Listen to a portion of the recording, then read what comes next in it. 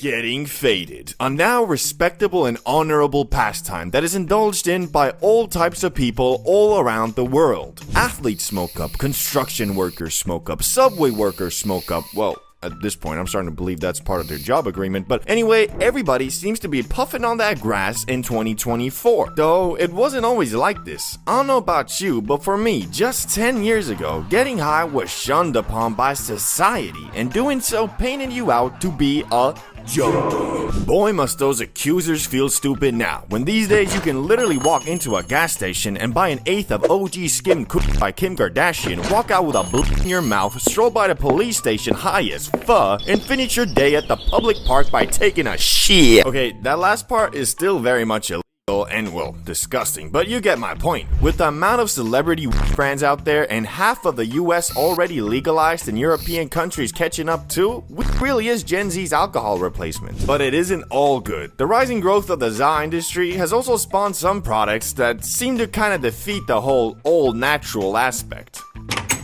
Hello sir, what can I get for you today? Yeah, I'm just looking for something to get me faded before I go top golfing tomorrow. Oh yes, best product for you is this. It has 3 gram THC, 2 gram HHC, 1.5 gram of THC, 4 gram THC, and to top it off, 0.5 gram gas. Bestseller and lasts you very long. Yeah, I just want to get a slight buzz before I make a fool out of myself at top golf. That seems like it's a bit too strong and, well, unnatural. No unnatural. Gas is for strawberries and PO is for headache. All good. But I understand you want good relaxing high. I have pre-rolls. Oh, nice. Yeah, those would probably work. Good. So here is Gorilla Destroyer Infused Keef covered 7 gram Vibe Elevator by Selena Gomez. Retail price 100, I give you 470. Bro. So unfortunately, like with all good things that capitalism touches, without proper regulations, things can get out of hand fast. But if you do a little bit of research and properly react to red flags, aka if a disposable has 4 different types of synthetic, it's probably not the best purchase, even if the retailer does say it is bestseller. But things are moving on the right path. Well, maybe not path, but at least like general direction. Back in the day, getting quality was hard. I mean, you needed connects. A guy who knows a guy who knows a guy. You needed to be a part of this criminal underworld just so you could pack a bowl at the end of your day and play Super Smash Bros, brah. These days, all you need is a debit or credit card, access to the internet, and a mailbox. Or just a smartphone, which I'm all for, cause unless you were lucky enough to have a super rare type of plug, the friendly neighborhood plug, as your Zaza retailer, getting weed felt like a RuneScape quest. I remember back in high school, my only plug was this dude who, besides grass, also dabbled in some, well, let's say less natural and even though I never gave him any reason to suspect that I would be interested in buying his pure that didn't stop him from trying to upsell me every chance he got. What's up, man? What's good? There's the you requested. Thanks. Can you let me out now? Sure, but first, try out my new product. It's called Fanta. What's that? It's like a new strain? Nah. It's Fanta. It's Fanta. What are you doing? Oh, don't mind me. I'm just calling the cops on our town's first supervillain, you scumbag. Like, what's hard to understand? I just want the za. Please stop trying to get me hooked on your South American products, bro. But it isn't all good now either. If you're in a non-legalized state or country, you'll mostly get your za from online or shops, which finding a good, reputable, non-overpriced shop is like trying to find a needle in a haystack. Shut up, bro. It took me down near 10 different shops in Florida to find one that checked all the boxes. And even then, you gotta pray that they don't run out of stock on the brand or product you trust and know to be gas. Cause I don't know about you, but there really ain't many situations in the world that can bum you out more than buying some za and saving it for the end of your day only to realize, bro, is it just me, or did the oregano we smoked in high school smack hard in this 2 gram infused premium pre-roll? Yeah, nah, this shit more red than pine tree stems. Thank God I brought the meth. Some of these brands are just straight finessers, and it's up to you to discover the ones that aren't and whose stuff actually gets you where you're trying to go. But you also gotta keep in mind, there's levels to getting faded, and depending on what level you at will determine the type of grass you'll be looking for. There's always some dude who comments on the $5 pre-roll budget micro J listing like, NGO, kind of disappointed. Smoked this after 3 dabs. Barely felt higher. 0 out of 10. Of course you didn't feel nothing. The product wasn't even marketed towards you. Some people just don't realize how deep the iceberg of tolerance goes. If you can manage to do even one big dab and not geek the fuck out and just chill, there ain't no amount of budget on planet Earth that'll get you where you trying to go, bruh. Shit, my man could be in the middle of that Far Cry Free scene where Jason has burned down the farm. Instead of running away, he'd be out here critiquing the quality of the mid. What I'm trying to say is that to avoid the 7 deadly sin disappointment, make sure you don't cheap out on your za unless you know your tolerance and experience allows it. Like, I ain't a heavy destroyer, but even for me who smokes up once a day, at the end of the day, those $4 pre-rolls just don't get me that high. Or do cheap out. Just don't blame me when you get home, smoke up, put on some Adam Sandler, and Adam Sandler ain't funny no more. Thinking about, maybe I'll put on the news. The baby will be born, and we will decide what to do with the baby. In other words, we'll execute the baby. No! Did he say they're executing the babies? Executing?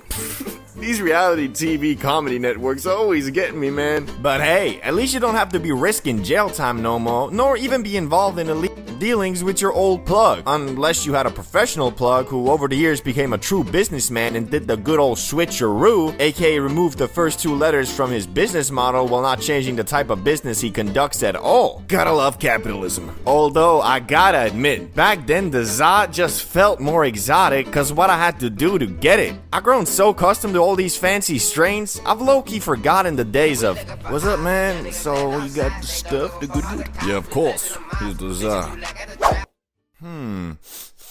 Smell is pretty mild. Kinda crumbly, too. You got anything else, man? Yeah, sure, I got Galaxy Gas. What you need? No, I mean like a different strain. Strain? Where you think we are, California? Be happy with what you getting, man. Next dude is leaving this car with this 1/8 of oregano. Motherfucker. Shit, okay, man. Yeah, bro, I'm hooking you up right here. This shit's straight from Hawaii. Galaxy Super Gas. This shit will have you risen up level 10 gyats in no time, bruh. Just make sure they don't phantom tax it too hard. The first high, a core memory, and whether you enjoyed it or not, doesn't really matter, cause for 95% of people, their first time literally shapes their entire opinion on the grass. Almost everybody who isn't age 50 or over and says, weed is the work of the devil, and should be more illegal than even meth. Well, actually it is. The za is Schedule 1 and meth is Schedule 2, so... Yeah, that's right. That's why I love America. Greatest damn country in the world.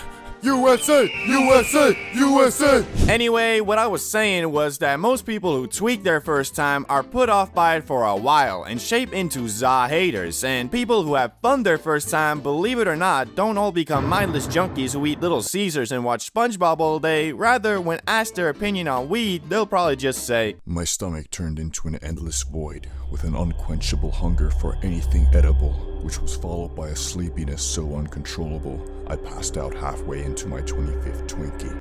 It was pretty fun. So obviously me, ItsCbdBro, who runs an entire YouTube channel dedicated to the green plant, must have had the latter experience, right? Well, not really. As you see, when I was but a wee lad, uncontaminated by the forbidden fruits of the world like alcohol, nicotine, and yes, weed, always believed that alcohol makes you homeless, nicotine makes you a little bitch, and weed makes you lazy. Thinking that, I didn't want to waste not just my first high, but my very first time feeling anything besides normal on eating Doritos and watching Family Guy. Which, after turning 17, I decided it was about time I lost my substance virginity and planned to do so on Christmas dinner, where I was gonna let El Marijuana put its big, fat, thick, juicy, delicately rolled J in my mouth, but only after I had eaten, as I believed if my tummy was full, I wouldn't get the munchies and could instead contemplate the meaning of life my time high. And thankfully, I had an older brother who was more than willing to give me a puff or two from his Christmas dinner J for $4, the fucking cheapskate. So we went upstairs and started puffing, which Rezex was instantly bamboozled from the magic grass. Nice, it's not a dud. Now it's my turn. I grabbed the J and puffed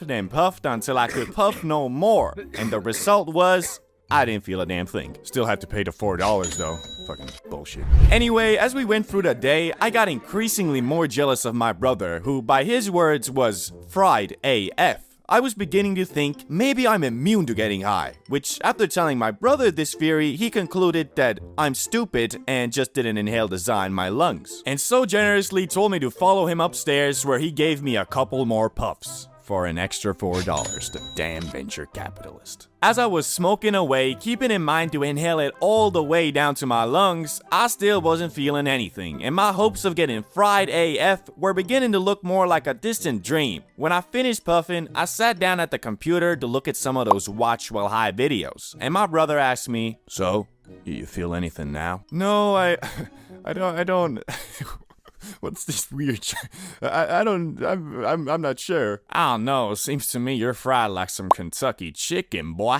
I was indeed fried, and incredibly so. Although I didn't smoke a ton, my body had never experienced anything besides a sugar rush and maybe a caffeine kick. So as I was watching this watch while you're high video, I was laughing at everything and was tripping the out. But not in a bad way, it was freaking amazing. Being high was what I always imagined it to be until... bloop. I'm sober again. Yeah, you heard right. My first high lasted like 30 seconds, and in an instant, I was back to normal, which I don't know why. Even to this day, when I tell people about this, nobody can relate because no one has experienced this phenomenon. But since I'm a scientist, I have developed a super duper concrete theory backed by quantum mechanics and the late great Stephen Hawking on my experience, and overall the reason why a lot of people who smoke their first time don't feel anything. I theorize that all humans have a natural block against foreign substances, a wall per se, and when an individual inhales za, the particles act kind of like micromissiles targeting your cannabinoid receptors. For the people whose defensive wall is strong enough, it will stop all perpetrators attempting to infiltrate your brain. But this wall isn't regeneratable, so if the micromissiles fail to get you fried at first, the next time they'll have an easier time against your already damaged wall of defense. Now, I bet you're thinking to yourself, this mofo been smoking too much of that Einstein pack. And to you, I say maybe, but also I have practical proof of this theory. I used to be a pro baller, and one day me and a couple hooper friends who all have great immune systems and therefore probably good za defensive walls decided to smoke up, and to my buddies, it was their first time. Once we lit the J and passed it around, I made sure to tell everybody to inhale the smoke in their lungs, which I'm pretty sure they all did, but still, I was the only one who got high, cause it wasn't my first time. But when I smoked up with some of my non-athlete first-timer friends, they all got high like normal. So, conclusion, defensive saw wall is a real thing and I stand by my theory. Anyway, although that was my first time feeling high, I wouldn't call it my first high because it only lasted for half a minute. My first real high experience was something even more memorable and etched to my brain until I die. A couple weeks after the last incident, me and Riz X decided it was about damn time I actually felt the true love and touch of the Mary Jane. And this time, instead of having only scraps of za, we bought a whole gram to hopefully destroy my highly speculative za wall. I think it's real. Also, at this time, we were obsessed with freestyle rapping, so we decided the plan of action was to smoke up, eat candy, and rap battle to copyright-free beats while recording it so we could listen to our unreleased tracks in the morning. Since our parents were away for the night, we got the whole apartment to ourselves and planned on rolling 2 J's, both containing 0.5 Gs. Since we were petrified at the thought of getting caught blazing, instead of being sensible and smoking the J's near a window and just blowing the smoke out, we put our jackets on and walked 500 feet away from the apartment to light up, just to be sure that there wouldn't even be a microfiber of evidence that we were smoking the devil's lettuce. As we were consuming the J, all I could hope for was that this time I wouldn't just get a limited free trial, but the actual full version. But alas, when we finished puffing the J, I again felt nothing, or at least that's what I thought, cause as we arrived back home, I finally realized that, so you feeling it? Yeah, kinda. Sometimes the high hits you a couple minutes later, especially if you're going from outdoors to indoors as we did. And my highly accepted theory in the science community about this phenomenon is that through evolution, we have always considered indoors to be our safe zone and outdoors dangerous. Therefore, when you're outside, your brain doesn't allow the full faded and relaxed effect to take over, probably in anticipation of a roadman coming and chefing you up with the mandem. Okay, this one I'm not so confident in, and I have to come clean. I am in no shape or form associated with the science community.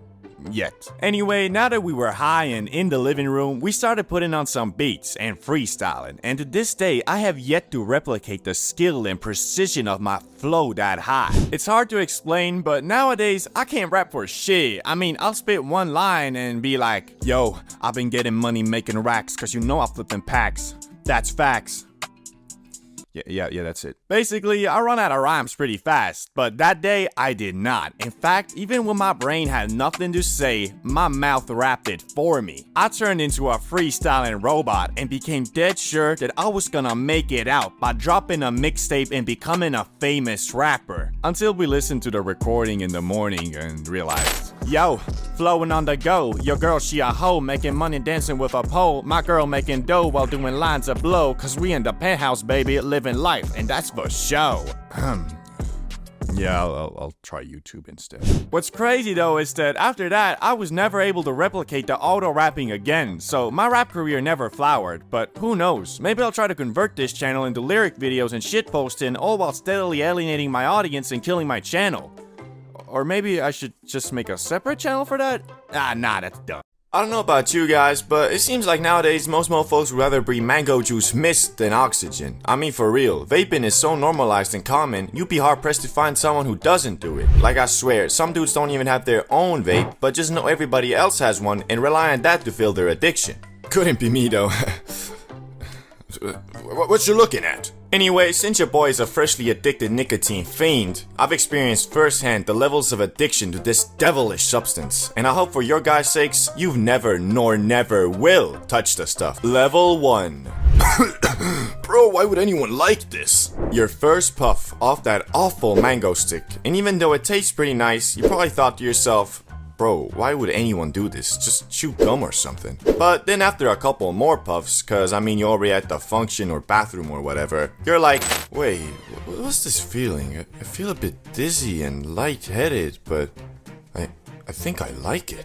And boom, you just took your first step to addiction land. But if you're one of the strong, mythical humans who after that realization also realized that this shit can get bad real quick and stopped, big ups to you, big dog, cause you actually a true G for that. But for most people, it was more like, oh, this is pretty nice. I think I'll visit the bathroom tomorrow as well. And well, that right there is the beginning of the end, cause if you go to that bathroom the next day too, you'll move right on to Level 2, Social Vapor. Well, you didn't stop yourself when it would have been easy, and now here you are, not a resident in the school bathroom yet, but a frequent visitor. At this point, you still don't have your own vape, cause in your mind, you know that's when you can't make any more excuses. You would be addicted and would have to face the harsh reality. But while you're at this level, mofos will urge you to buy your own one, and well, that's because you're always begging for them quick rips without donating them yourself. Which, although kind of a dick move, if you can somehow take those ego hits of brokey, get your own vape, fool.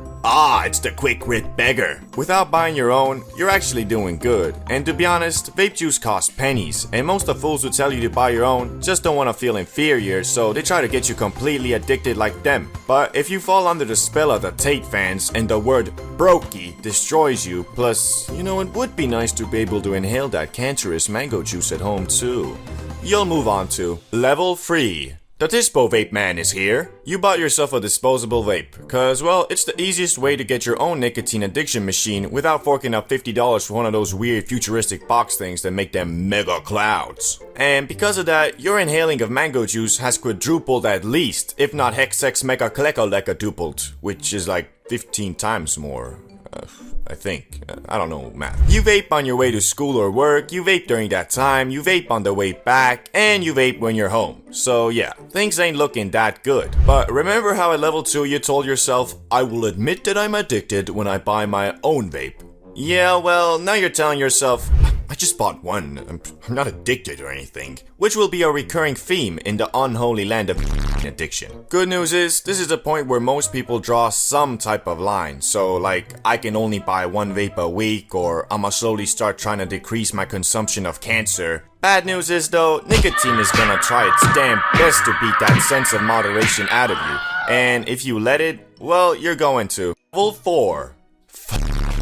I'm addicted, aren't I? Welcome to Addiction Land. It's a lot like Yodi Land, except for it sucks balls. And there's monsters and demons and stuff too. At this point, you don't go anywhere without your vape. I mean, for real, the thought of not having it with you makes you low-key anxious. And also, you've abandoned trying to hide your addiction from others. Meaning, before, let's say you went to a family gathering or something, you would deem that a no-vape zone, cause being addicted is something no one wants to admit to themselves, especially the people who are closest to you. But at least you're not addicted to the point of not going to places you can't vape. Because although it is tough not being able to inhale mango juice for an extended period of time, you still have the self-respect to be like, no, I'm not that much of an addict that I'm not gonna go to my homie's funeral cause I can't vape there. I will endure the pain. Unfortunately, the whole addiction is deeper, and you still haven't touched the bottom, so if you keep on inhaling without lowering the frequency of it, you'll move on to Level 5.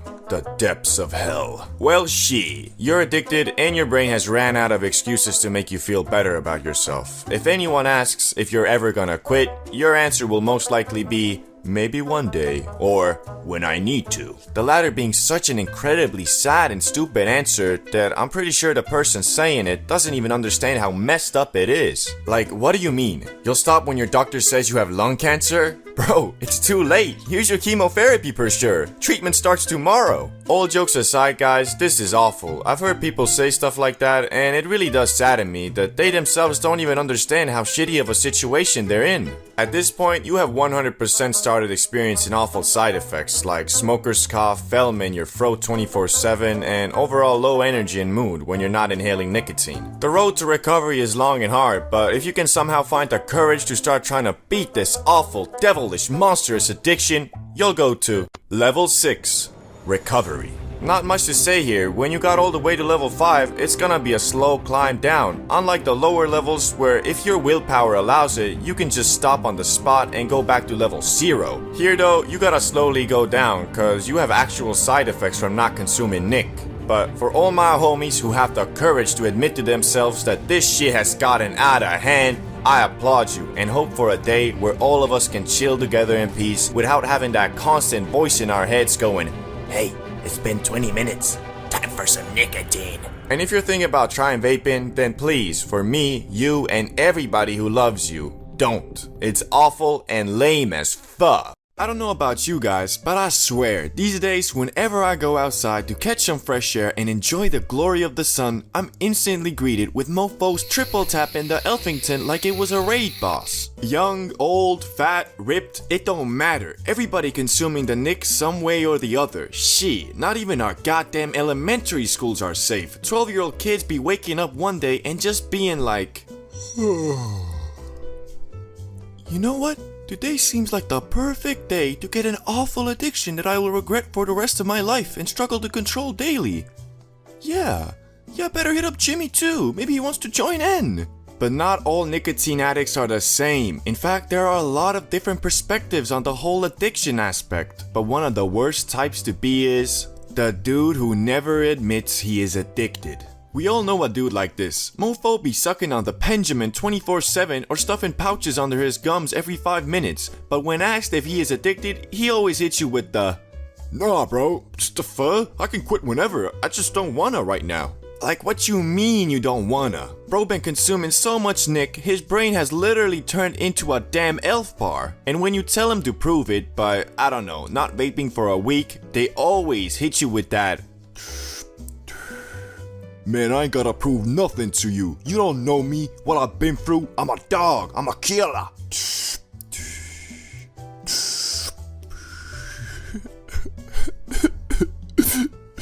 Now, it's okay.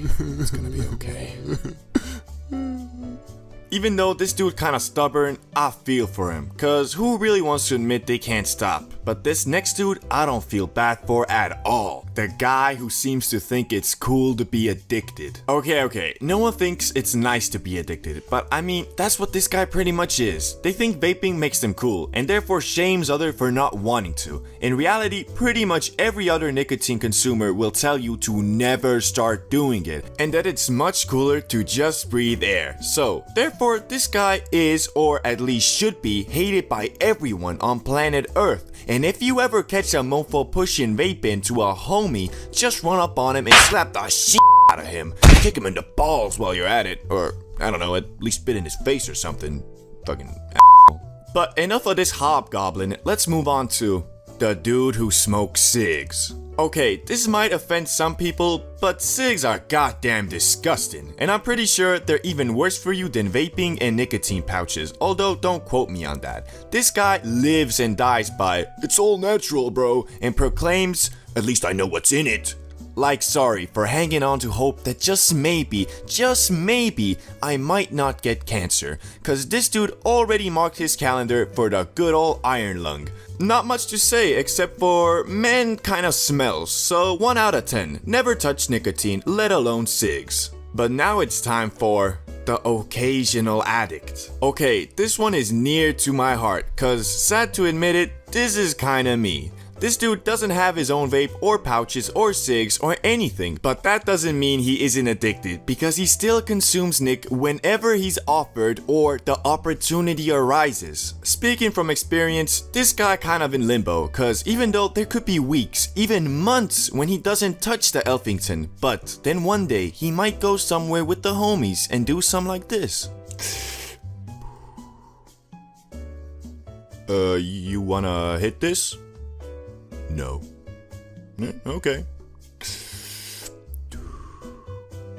On second thought... So yeah, even though it's a seasonal addiction, it's still an addiction. So call yourself out every time a nicotine addiction moment happens. But time for the last one. I only consume nic when I'm stressed. So, you only hit the Puffington when you're stressed, eh? So, what qualifies as being stressed? You lose your job, you get robbed, you lose your car keys, you stub your toe, you experience a mild inconvenience of forgetting the lights on in your room, so now you have to go all the way upstairs to turn them off. So yeah, as you can see, this one is kind of a slippery slope, cause believe me, the more you mess around with the nic, the more you're gonna be in moments like this.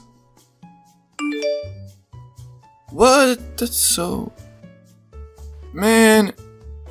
Unfortunately, it's all a ruse, cause in reality, you only consume nic when you feel like it, so you're addicted, just like everybody else. And a word of advice, don't start vaping, okay? It's not good for you. Imagine you ate a bunch of mushrooms, sat down and waited for them to kick, but as you were waiting, your homie gave you some acid. You sat there a bit longer, and just before everything started coming up, you smoked a massive bowl of some couch lock exotic za, and then boom! It all hits at once. That right there is how I describe DMT to someone who's never heard of it. Because instead of gradually ramping up, DMT kicks down your mental door with a sledgehammer made of neon lights and screams. There is no build-up nor gentle come-up. 1 second you're in your room, the next you've launched through the fabric of reality like a screaming missile. You might meet entities that feel more real than your landlord, and they'll communicate in emotions, telepathy, or geometry. Then just as quickly, you're back on your couch like nothing happened, except you're sweaty, humbled, and questioning whether any of this or anything ever was real. But that's just DMT, the psychedelic equivalent of being booted out of the universe, given a cosmic PowerPoint presentation in a language your soul barely understands, and then drop back into your body with only a vague memory and a racing heartbeat.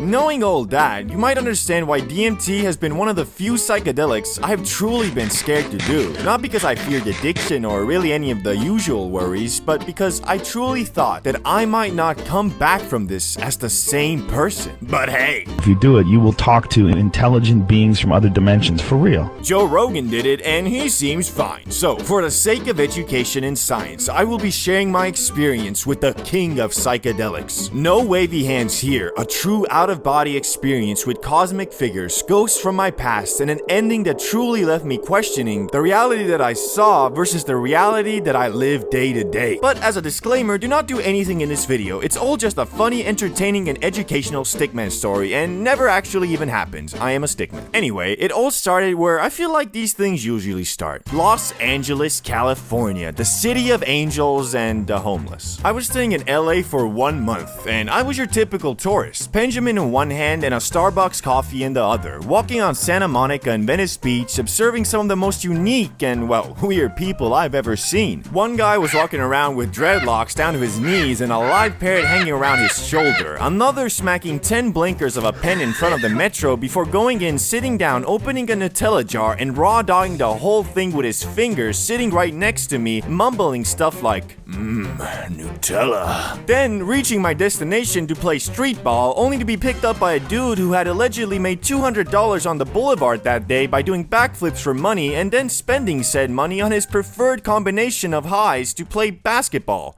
Shrooms and coke. Why I'm telling you all this is because I'm trying to get you on the vibes I was on for the month I stayed in LA. Normality became warped. Is this guy trying to rob me, or is he just tweaking off crack? Being in situations like that nearly every day really warped my fear detector parameters. Whereas the first week, seeing a bunch of fent fiends camped out in tents staring frightened me, on week 4 I just waved at them and smiled while ripping some Cali exotic frontal cortex destroying Zaza. But through my days of journeying around LA, I had visited many dispensaries until I found one that I grew to call home. Weeks of buying za went by, and I had built a pretty solid relationship with the owner there. I showed him my videos, and he showed me some of the famous people he's met, like Snoop Dogg. Until one day, on my last week there, somehow the topic of DMT came up. He had done it before, I had not. I explained my adventures in Amsterdam, bugging off mushrooms and za, my heroic dose journey, etc., to which he replied, "You're ready." And after a few minutes of back and forth of me explaining why I'm a bit scared to try it, he ended up convincing me with 3 simple words. Sick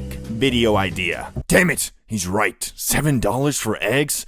I need that ad revenue to survive. My quest had begun. A true legendary ItsCbdBro adventure, because he told me that he does not have DMT himself, but a buddy of his owns a smart shop near Venice Beach, and if you go there and say John sent you, they'll hook you up. I had been given a real-life oblivion quest on some... You must travel to the faraway beaches of Venice, where there lives a powerful shaman. Once I find him, I must utter the code John sent me to progress the quest. So I got on the nearest bus to Venice and started journeying there. After about 1 hour, I was dropped off and had a 7-minute walk to the DMT plug. When I arrived there, the shop was nearly empty, with only 2 stoner-looking dudes hanging around, and the clerk didn't seem too happy by my presence. But I gathered my courage, walked up and said, "Hello, do you guys sell DMT?"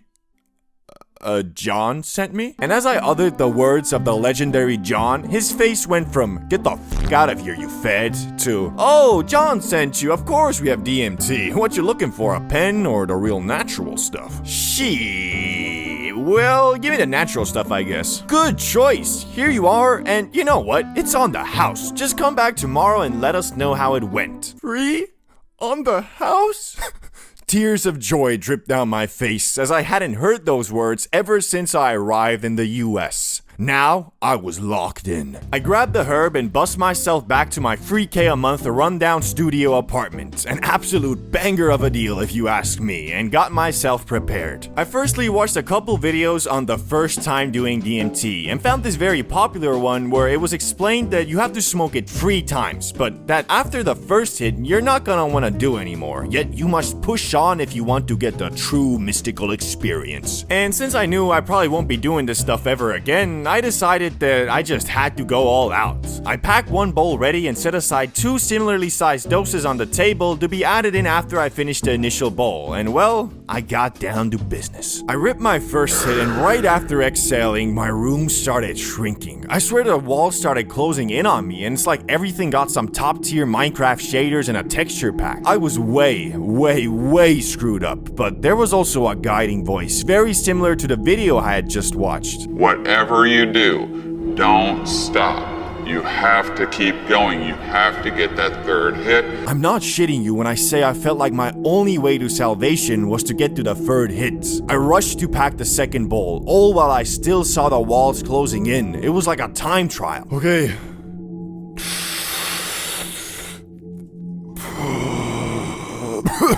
The world around me started violently collapsing and vibrating like there was a glitch in the Matrix and I was about to be pulled out. It was so freaking intense, honestly, there's nothing I can even compare it to. I was screwed, I was tweaking, not having a fun time. I did not want to smoke more, but then through the chaos, my subconscious was screaming, "Finish what you started!" At this point, my arms were literally melting, but not in a particularly scary way. It's hard to explain, it was more cartoonish. I struggled to load the last bowl and fought my conscious brain every step of the way there. But I got it ready, and I smoked it. I smoked the whole thing, and I was simply not there anymore. I slumped back on my couch and just fell into a void of moving colors, weird shapes, and creatures. But even though I had never seen any of this, it all felt very familiar, like I had been there before, kind of like when you have a super vivid dream that weeks later you struggle to remember if it was real or your imagination. After a bit of time, the flickering colors and shapes stopped, and I landed in my childhood room, sitting in front of my monitor, and it was like all the colors and shapes were actually in this monitor, and I just zoomed out and I was sitting on my old chair staring at this screen, which was like a gateway to this colorful DMT universe. But even though I was not in the DMT portal anymore, my room was still super weird. Like, everything seemed to be as I remembered it, but I had an odd feeling that something was not right. Everything seemed correct, but wrong at the same time. And then, through the door to my room, in came one of my old friends, Salamander, but he was different. Like, it was an alternate parallel universe version of him, and he was wearing this Matrix-style robe and just kept saying, "You are where you belong. You are where you belong." But I was like, nah,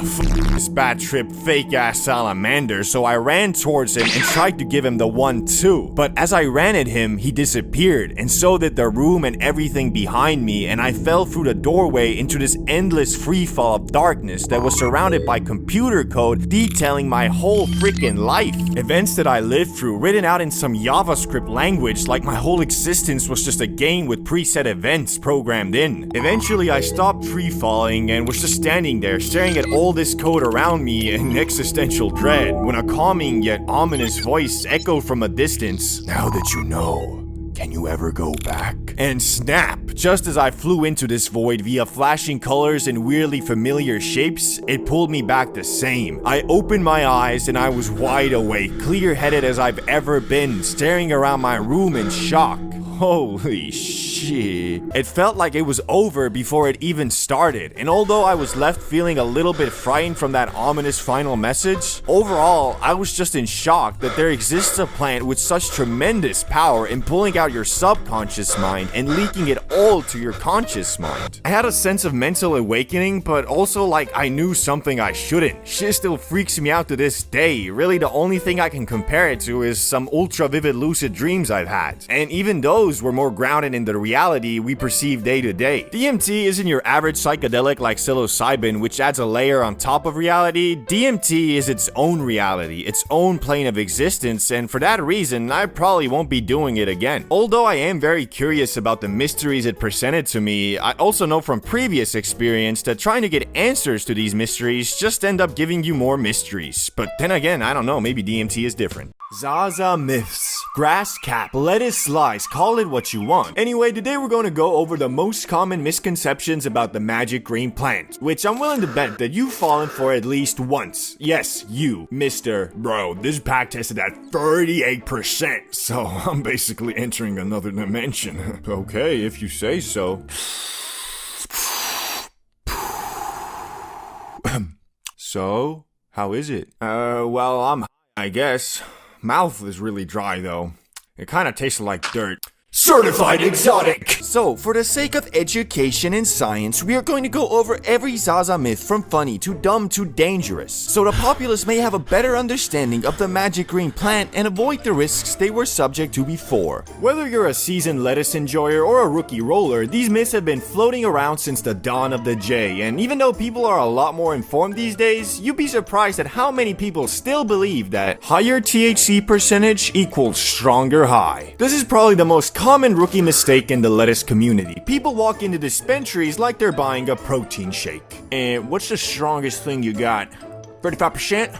Give me that! Sure, percentage does play a role in how high you get, it's kind of the main character, but the number on the jar doesn't tell the whole story. You could blaze something labeled 33% and feel absolutely nothing but dry mouth and disappointment. Meanwhile, something with 17% might have you reconsidering your life choices mid-snack. Why? Because there's more to the plant than just a number. How it was grown, how fresh it is, what it smells like, all that matters. Some packs hit because they're balanced, not because they're built like a calculator. Also, quick reality check, those percentages not always real. Growers know people chase high numbers, so they send the frostiest, most photogenic nug to the lab. They don't send the potentially dry, crusty stuff you actually get in the jar. So what you're really buying is lab-tested optimism. Think of it like this, choosing based on percentage is like choosing music based on how loud it is. Just because it's loud doesn't mean it's good. Then again, if you have a favorite song and you play it louder, it's gonna hit better, if you get what I'm saying. Usually, you want something that doesn't just blast you, you want something that actually feels right.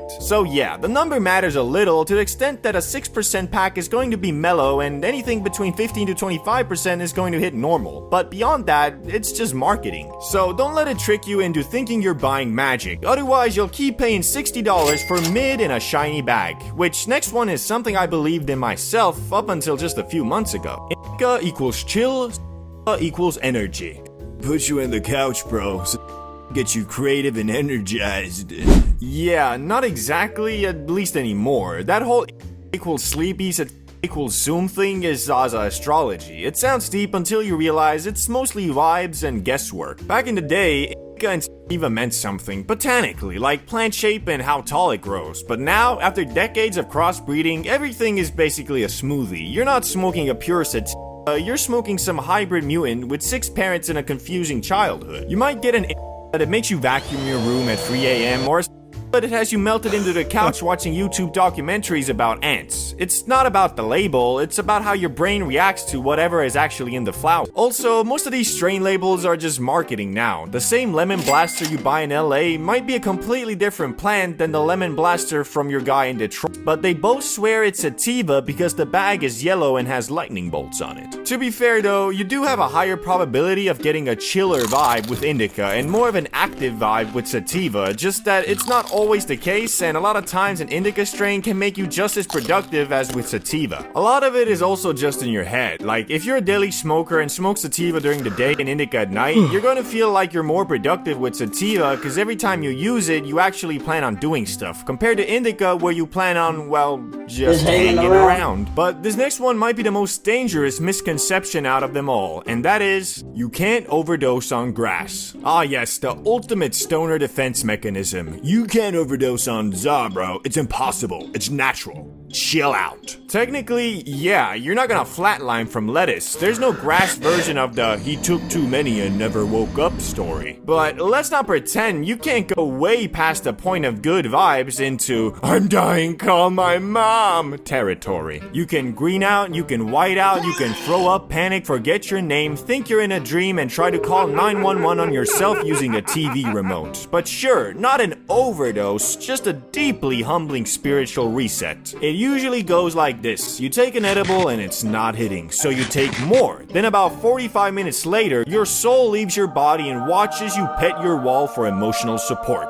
Congratulations, you're not dead, but you are definitely not okay. So no, you won't overdose in the technical sense, but if your definition of overdose includes uncontrollable sweating, time dilation, thinking you're stuck in a loop, and trying to breathe manually, then yes, you very much can overdose on za. Especially with long-term heavy use, which can cause psychosis. So just because it's a plant and there's that famous fact of like, oh, you need to smoke 200 pounds of za to overdose, doesn't mean you shouldn't be mindful of your consumption, which kind of takes us to grass makes you lazy.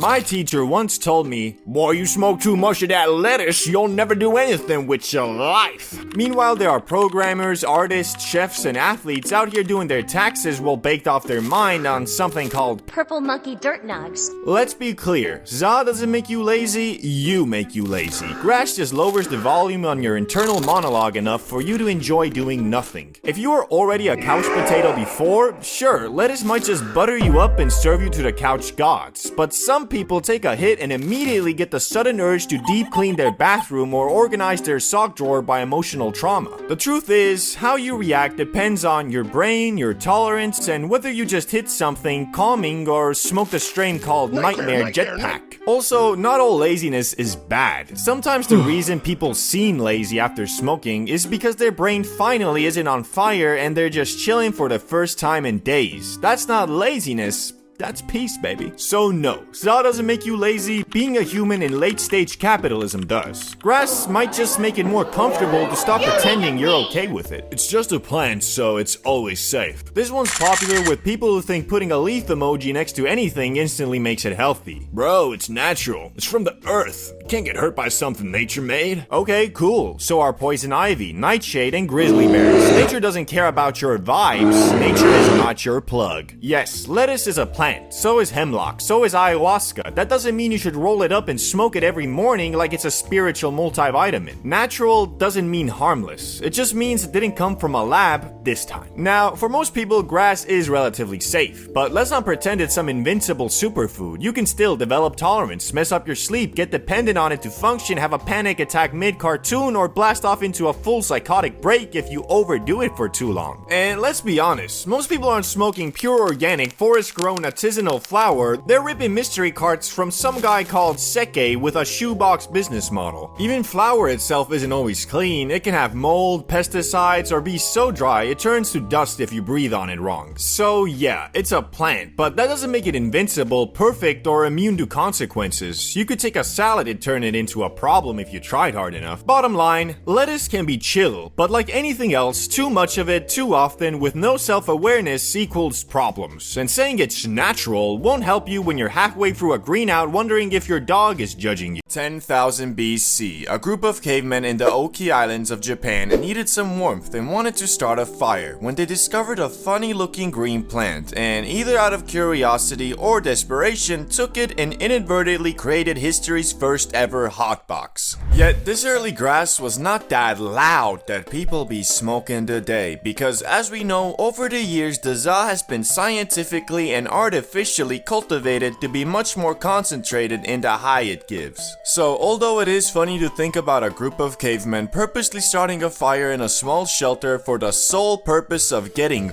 faded in a hoe, it is unlikely that it actually ever happened. Yet aside from this iffy recreational stint in Japan, hemp was first commonly used in the lands that are modern day Mongolia and China for more practical uses like eating it. Which, after saying that, you might be imagining something like this. Yo, what's up? How you doing? Had any fun with those new seeds I gave you? Yo, nah, I actually came here to give them back.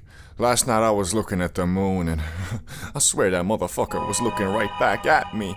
But alas, this probably wasn't the reality because the THC levels in this early cultivated Zaza were just really low, but soon the Chinese would discover that the holy plant's fibers were also great for making stuff too, like clothes, paper, and bowstrings. Which turns out hemp fibers were superior to the bamboo ones used by rivaling factions, allowing the Chinese to shoot their arrows much further. So basically, back in the day, if you were having a long distance bow battle and were losing, you might have screamed out, "We need to get closer! These motherfuckers have weed!" Anyway, it wasn't long after when mofos realized that the loud wasn't only good for making stuff, it was also great for treating physical maladies. And after a couple thousand years, Emperor Shen Nung, known as the father of Chinese medicine, included the magic plant in his medical encyclopedia under the name Ma. Which, that sounds oddly similar to ZA, doesn't it? I'm guessing every couple thousand years the first letter changes or something. But now, let's explore the question we're all asking. When exactly did mofos start ripping that shit to get faded? Well, one of the earliest counts is about 2,500 years ago, when researchers discovered 10 mini barbecues in a cemetery near modern-day Tajikistan that had residue of burnt cannabis with a much higher concentration of THC than normal, probably meaning it was selectively bred to get you, well, lit. Although this was one of the first counts of people purposely inhaling the broccoli to get high, it was most likely used as part of a ritual to invoke an altered state of mind so you could communicate with spirits. Which shit, dog, I wanna know what these dudes were smoking, cause I ain't never heard of no grass that gets you to the spirit realm. This might have low-key been the last kush Snoop Dogg smoked, cause once you get so high you start communicating with your dead grand, that's when you really might be like, okay, I think it's about time I stop smoking this shit.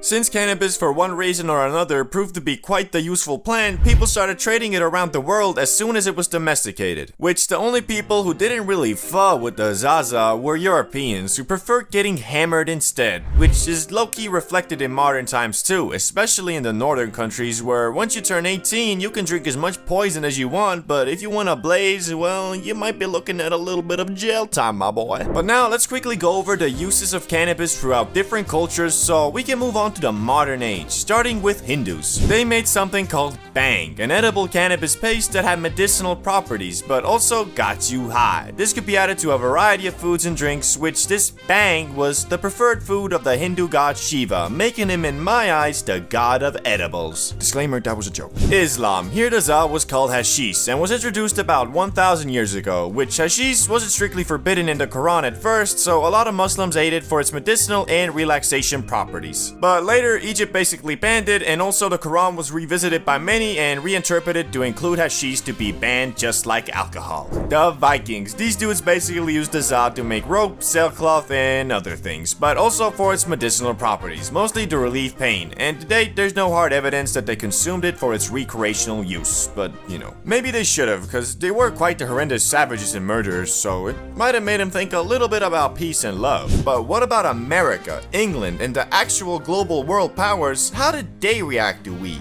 Well, again, like the Chinese, Europeans and Americans at first prominently used the magic green plant in the 16th to 18th century for more practical things like making sailcloth and rope, which the plant itself grew much larger in the New World soil, and combined with the practicality of it, everything started being hemp-derived. Clothes, paper, well, basically anything that required fibers. But the question still remains, when did mofos start smoking that shit to get blasted on the regular? Cause although at some point you, your neighbor, your grandma, your boss, and even George Washington were out here growing weed, wasn't nobody out here rolling them up. Well, until the arrival of Mexicans. The loud version of hemp first arrived in Brazil in the early 1500s by way of enslaved Africans traveling with the Portuguese. And the native South Americans, who are already consuming some other psychoactive substances, quickly started blazing the Zaza too, and its use soon spread across South America and into Mexico, from which in the 1910s is when the loud first spread into the US, via Mexican immigrants escaping the effects of the Mexican Revolution.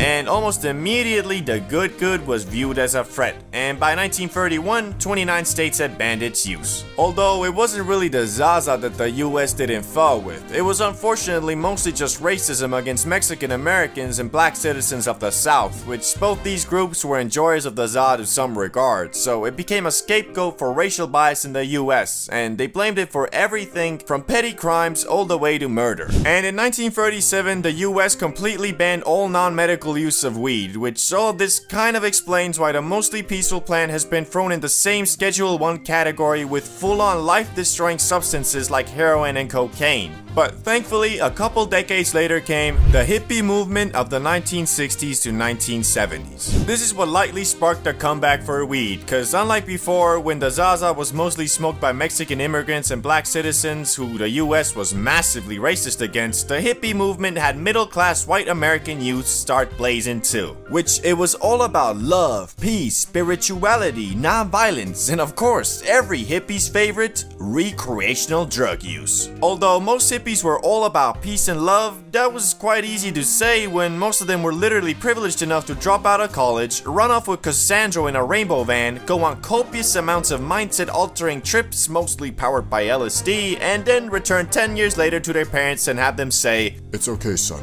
I was young and stupid once too. Anyway, although the grass was still federally illegal, this didn't really do much, cause in 1976, 1 in 8 Americans over the age of 12 admitted to smoking it in the past 30 days. Hippies though were especially interested in cannabis, so much so they went on something called the Hippie Trail, which was basically an excursion by the youths of the world to go over to the Middle East and India, all while riding in magic buses and discovering new ways to get absolutely blasted, such as smoking the concentrated Zaza resin known as hash. But acquiring the Zaza would soon get much harder, because you see, most of it came from Mexico, so in 1969 the US started patrolling the border, and in 1975 they got even more aggressive and started spraying herbicide on Mexican wheat plants. And so good old supply and demand made grass prices skyrocket, which a lot of people started then growing the plant themselves in mini greenhouses, closets, bathtubs, storage units, basements, wherever they could. But then in 1982, Mr. Smarty Pants Ronald Reagan took it even a step further by encouraging the streamlined arrest of anyone in possession of an illegal substance, which was really dumb because most of the focus was on pot, all while crack, meth, and heroin were all still being transported and consumed on a regular basis. Even worse, this enforcement seemed to be racially motivated because despite plenty of traffickers and consumers being white, the majority of arrests were Latino and black youths, all while this bizarre over-focus on cannabis allowed the growing opioid epidemic to go unchecked. But thankfully, the US is slowly learning from their mistakes, where today 24 states have legalized the recreational use of marijuana. On top of that, the increased level of research on it has also found multiple medical use cases and can be prescribed to you by special doctors if seen fit. And although the Zaza is still federally illegal and a Schedule 1 drug, the overall perception of it has changed for the better, including in December 2022 when President Biden signed a bill to make it easier for researchers to obtain plants for their studies, which will hopefully accelerate the learning of positive and negative side effects of consuming the Za even further. But all that aside, the overall vibe towards the loud has gotten a lot more accepting, and these days more and more people view the smoking of the grass not as you being a junkie, but the same way as having a couple beers with the homies on a Friday night and watching some WWE.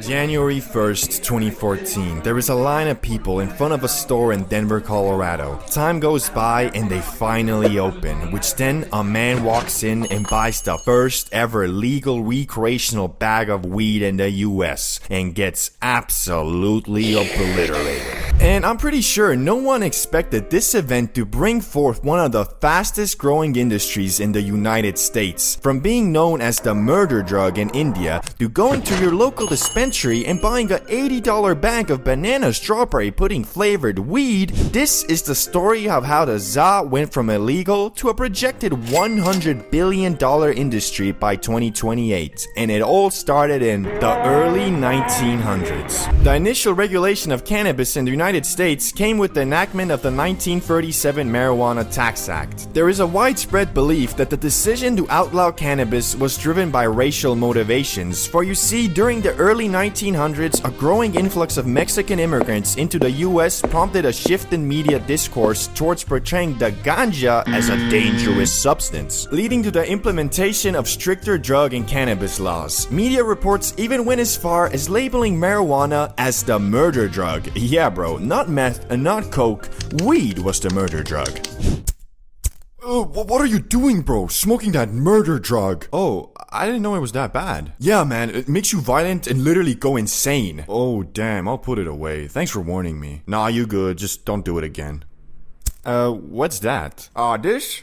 Don't worry, this is just crack. Also, during this time, newspapers frequently circulated assertions linking marijuana use to mental illness, promiscuity, and violent behavior. These claims significantly deterred recreational marijuana use among the majority of Americans, despite the substance not being widely recognized at the time. Which, my favorite of the bunch is definitely violent behavior. I just can't deny that every time I smoke a doozy at the end of my day, I get this sudden rage, and I just start fucking going apeshit.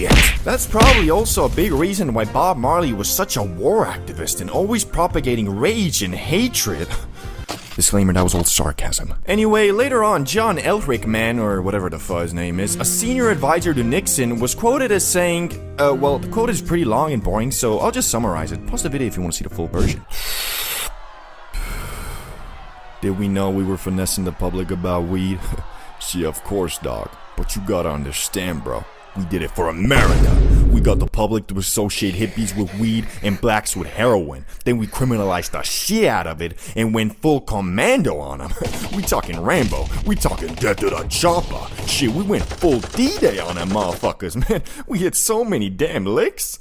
Shit was kind of ridiculous. This quote was kind of the catalyst of the 1970 Controlled Substance Act, which was the consolidation of over 200 previous drug laws into a single statute governing the production and distribution of specific substances. Under the Controlled Substance Act, drugs were categorized into 5 schedules based on their potential for abuse and medical utility. This streamlined the process of drafting and amending laws to encompass entire groups of drugs rather than addressing each one individually. Schedule 1 drugs, the most rigorously regulated, were classified as having no recognized medical value, so obviously medical marijuana must have been like the lowest schedule, right? Wrong! Despite evidence indicating a lower risk of abuse and clear medical benefits, marijuana was still placed under Schedule 1. Research has demonstrated its effectiveness in treating conditions such as AIDS, cancer, epilepsy, and various other medical ailments. But I guess Congress was still like, it's not the Lord's loud. It's the devil's lettuce. Since its initial prohibition, there have been ongoing movements advocating for the legalization of cannabis, which in the 1970s pressure to legalize weed intensified in California. Proposition 19 aimed to legalize the grass and was introduced on the ballot in 1972, but garnered only 33% of the vote, so it failed for now. The push for legalization has primarily focused on 3 distinct products: CBD, medical marijuana, and everybody's favorite, recreational marijuana. So finally in 1996, California became the pioneering state to overturn the prohibition of weed by legalizing medical marijuana, despite conflicting with the federal law, brah. Subsequently, in 2012, Colorado and Washington became the first states to legalize recreational weed use. Oh yeah. Yo bro, did you hear? Weed is finally legal. Really? Yeah bro, I just bought this from a store. Shit is wild. So you're telling me if I went down to my underground farm, harvest my 20 or so pounds of weed, then go to the university campus, set up a weed lemonade stand, and sell all of my lemon haze to the students, I'm not a drug dealer and just a businessman? Nah, I think you can like have a couple grams, and your operation is still, well, not gonna lie bro, I got a wire and the FBI should be kicking your door in right about... Which brings us to today, where the ZA is still federally illegal and a Schedule 1 drug, and because of that, there really isn't a lot of research on it. Between 2000 and 2018, $1.56 billion was allocated to cannabis research, with half of this sum dedicated to investigating the potential adverse effects of the drug in recreational use. This disproportionate allocation meant that understanding the harms of weed received 20 times more funding than any other area of research, while only a fraction, less than $5 million, was directed towards enhancing our understanding of its therapeutic application. In 2018 though, the Farm Bill legalized CBD throughout the US, as long as it followed the rules of staying below 0.3% THC, which this Farm Bill turned out to have a shit ton of legal loopholes, making the sale of real weed online completely legal and possible. More on that later. Anyway, because of the lack of research and, well, frankly awful regulations, we are currently in the wild west of the cannabis industry. You might assume buying weed from a big brand is safer than, let's say, your friendly neighborhood plug, and in some cases it might be, but a lot of times your plug is selling the same shit a dispensary is, just the dispensary is putting it in a fancy bag. Even worse, there's a big issue with sprayed weed, which basically means bud that is artificially flavored in a machine to give the illusion of it being some exotic Havana pack, when in reality it's just a mid sprayed with banana flavor. So you're telling me this eighth costs $100 because it was grown and harvested in Uganda, Africa, right next to the exotic banana farms, and that's why it's banana flavor? Yup. Then why is there a spray bottle right there labeled banana? Why are you asking so many questions, man? Are you a cop? What? No. Guys, get over here, we gotta kill this guy. But you can't fully blame the growers and dispensaries for this. The problem is the regulations and taxes that are put on these products are so hefty it makes turning a profit really hard. Basically, if your manufacturing cost isn't like at least 10 times less what you're selling it for, you're kinda screwed. There's also a multi-billion-dollar industry that spawned from the 2018 Farm Bill called the derivative industry, and if you don't know what derivatives are, they're basically weed, but sometimes alter chemicals chemically, like for example HHC, which is just THC but with an extra hydrogen molecule. The most insane derivative is THCA though, which is quite literally just weed, only in its normal state before you heat it, it isn't. It's only after when you light it that shit converts to regular old, get you smacked like a penguin THC, which, you know, unless your main method of getting high is sticking the nug up your ass. What I'm saying is, THCA is in every sense just THC when you're using it for the purpose of getting faded, which you probably are. But just because we are currently in the wild west of the weed industry doesn't mean it's gonna be like this forever. More and more countries are legalizing and propelling weed further and further away from the dark shadow it used to be under. Germany is legalizing on April 1st, 2024, Spain has social cannabis clubs, the Netherlands just legalized, Canada legalized, etc. It seems every year that goes by, more and more countries are legalizing. And especially in the US, once they start getting solid tax laws and regulations on the stuff, I think a lot of the problems I mentioned earlier will fix themselves. Honestly, this is very cool, and I do believe you and me will live long enough to one day witness a generation who grow up with weed being looked at the same way as alcohol. The way I see it, as the old generation of politicians and world leaders fades, the stigma surrounding weed will too. You can even see glimpses of it today, as a lot of politicians are using legal weed as a way to get your vote, which, you know, don't let that be your main motivation for voting for someone, but you know, it's a bonus. Oof, grass, the devil's lettuce. It goes by many names. But today we're going to dive deep into the evolution of people who choose to indulge. People who open up their CB1 receptors and let the green goblin gas take over. From a potential puffer's first time, all the way up to the dreaded status of Benjamin Zombie. Told the doctor I'm a healthy kid, I smoke broccoli. Now, that line definitely isn't medical advice. Sure, medical cannabis exists, but smoking anything isn't great for your lungs. And let's be honest, Kodak Black probably isn't sparking up to treat back pain or ADHD. Anyway, let's break down the evolution of a smoker in a scientific and educational way, from that first potentially hitting a pendulum 24/7 and why you really don't want it to get that far. We'll also look at the tipping point when weed shifts from a controlled though unhealthy little vice to a full-blown mental addiction. Plus, we'll ask how much can weed be a part of your lifestyle without becoming destructive. Kind of like alcohol. Sure, it can be harmful, but if you're just having a few drinks once a week, who am I to judge? Everyone's journey is different, but there's one thing we all share: the first time. Every master starts here, whether it was a planned, yo, let's try weed moment with your best friend, or a casual, why not? The first smoke sets the tone for your evolution. That first experience matters. Some people try it once, geek out way too hard, and never touch it again. Others feel nothing and keep experimenting until it hits, and some enjoy the buzz right away and decide they want more. For me, at first nothing, then a couple more puffs and I was super high for like 30 seconds, then back to normal. Everyone's different, but if you had a positive first experience, odds are you'll climb higher on the evolution ladder, which brings us to the casual smoker. Here's the first real step. You're smoking knowingly now, maybe on weekends at a party or chilling in your buddy Steve's man cave. You're not sure why exactly. Maybe it's because weed chills you out without the hangover of alcohol, or because it makes the world feel just a little more magical. At this point, weed isn't routine. You don't have your own stash, you treat it like an event. And the best part, you remember every high. 5 hours of Smash Bros and a family-sized pizza? Legendary.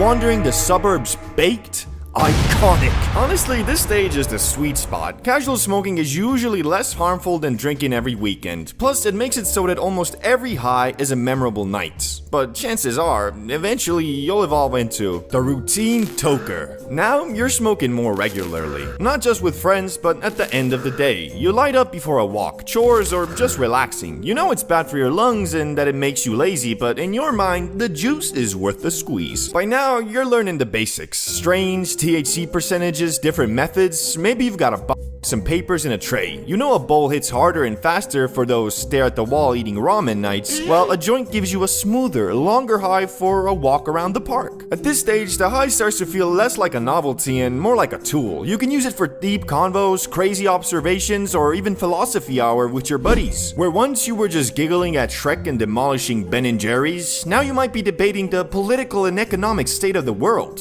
Jaden Smith would be proud. You're not quite rocking a tinfoil hat ranting about Mark Zuckerberg being a reptile, but you wouldn't be mad if someone else brought it up, which means you're creeping towards the casual stoner. This is where the mindset really shifts. You're no longer just an evening toker, sometimes you're sparking up during the day too. It's becoming part of your everyday life. At this point, you've probably Googled weed's medical benefits. You've read that it might help with anxiety, ADHD, or stress, and suddenly you're asking yourself, am I smoking because I like it or because I need it? Maybe you've always been more prone to enjoying it. Maybe it's your way of easing anxiety. You don't know for sure, but one day you're packing your 5th bowl in 2 hours and your homie looks at you like, Yo, bro, maybe you should cool it on the za. this is a pivotal moment. Your response determines everything. Do you laugh it off and actually cool it, or do you lean back, exhale, and drop the undefeated line, bro, it's low-key medical? If you pick the second answer, congratulations, you're on the fast track to the next stage, the daily stoner.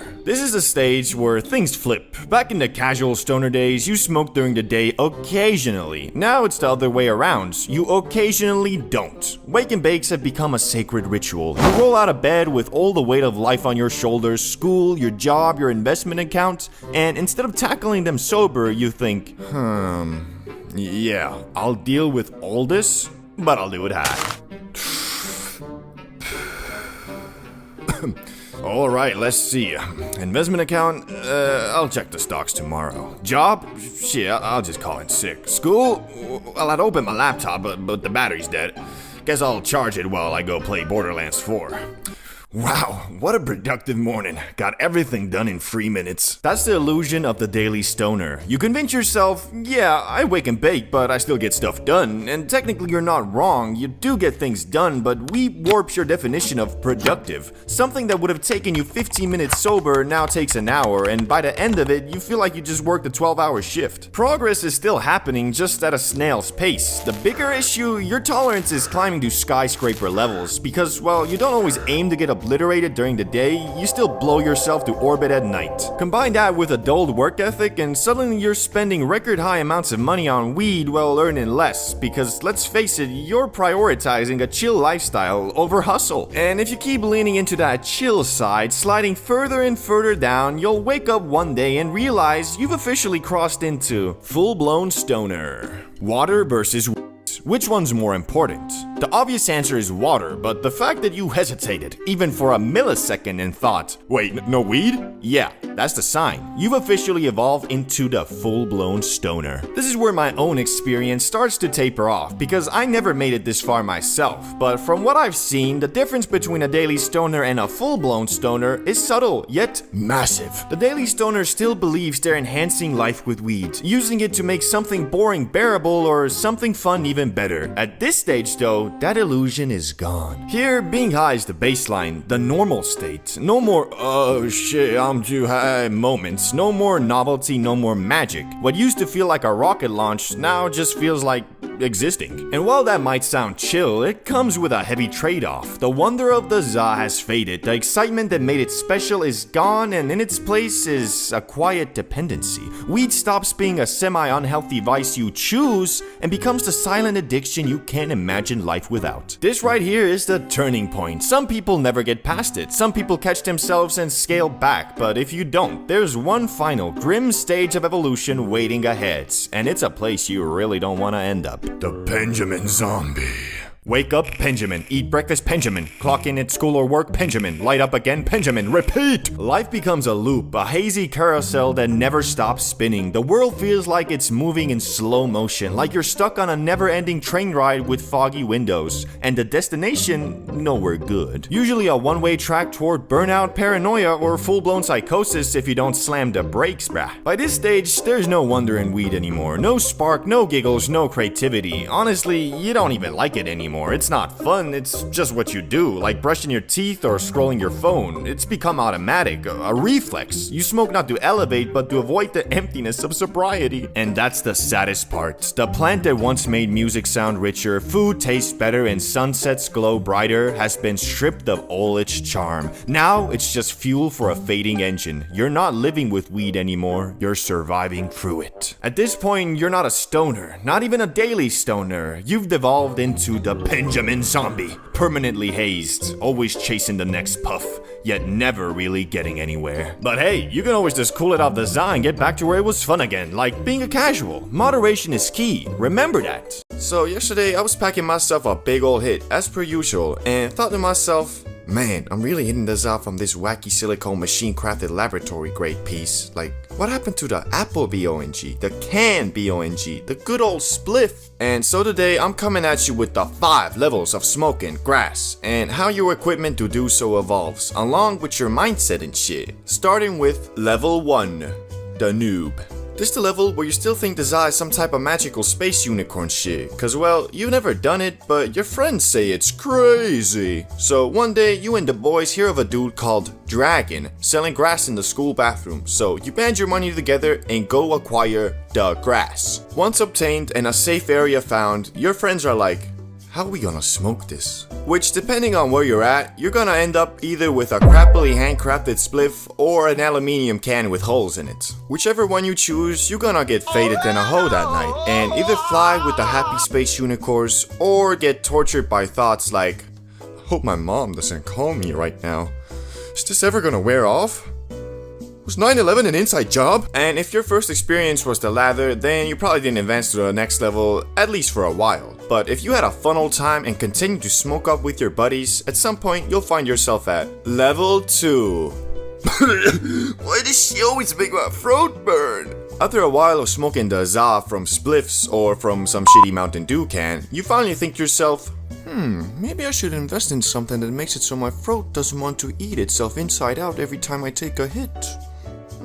So you go online and buy the cheapest BONG you can find. Excited to use your new acquired technology, you invite your friends over and get faded in a hole yet again. But it's different this time, because the BONG doesn't destroy your throat as much. You can actually kinda take consecutive hits, so being the genius you are, you do that and ascend into Yodi Land for the first time. After the ascension, you begin to wonder though, how high can a mortal man truly be? Which the answers to those questions are still a ways away, but after a quick Google search of how to get more high, you discover something called the gravity BONG, and soon after go into level 3, the Zaza Man.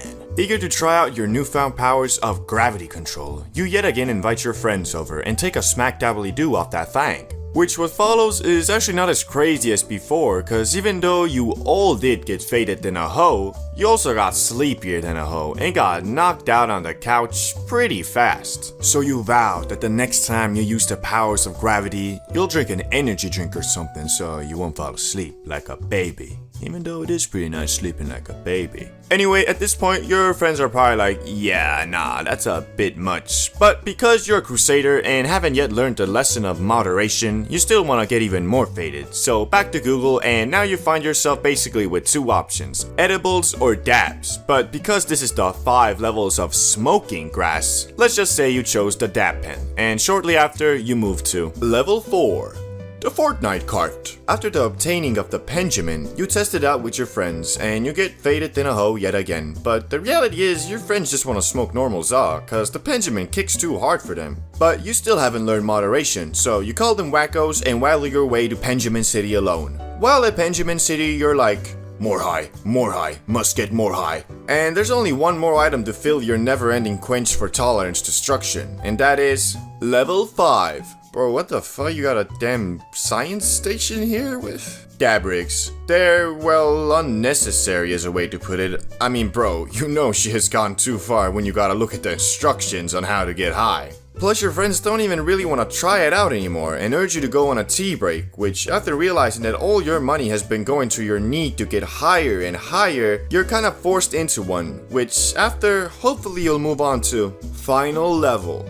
Ascend it. Finally, you realize smoking za isn't just about getting as high as possible, because every situation has its own limits of fadedness. So if you're just going out on a night out with your homies, best thing to do is to smoke a spliff. If you don't want to get faded in a hodo at home, do the gravity, and so on. The true power you have over all the other levels though is you've already gone through all of them, knowing that you can manage your tolerance correctly and smoke up with the appropriate tools for the appropriate situations. Do you remember your first time smoking the Zaza? I bet you used either some type of makeshift Mountain Dew can where you inhaled more green paint than anything, Or you rolled yourself an abomination of a spliff where half the stuff got stuck in the filter whilst you were standing there sucking on it like... Bro, why this shit ain't working? Bro, of course it ain't working. Look at the damn crutch. You were supposed to roll a filter, not a leak-proof titanium pipe. Fool. Yet, the more you blaze, the better your tools and skills to do so improve. But everybody starts off at Level 1. First timer. This is the level where you'll be holding your butts like Elon Musk. Only you're not Elon Musk and your homies will clown the hell out of you for holding the split like it was a diamond or something.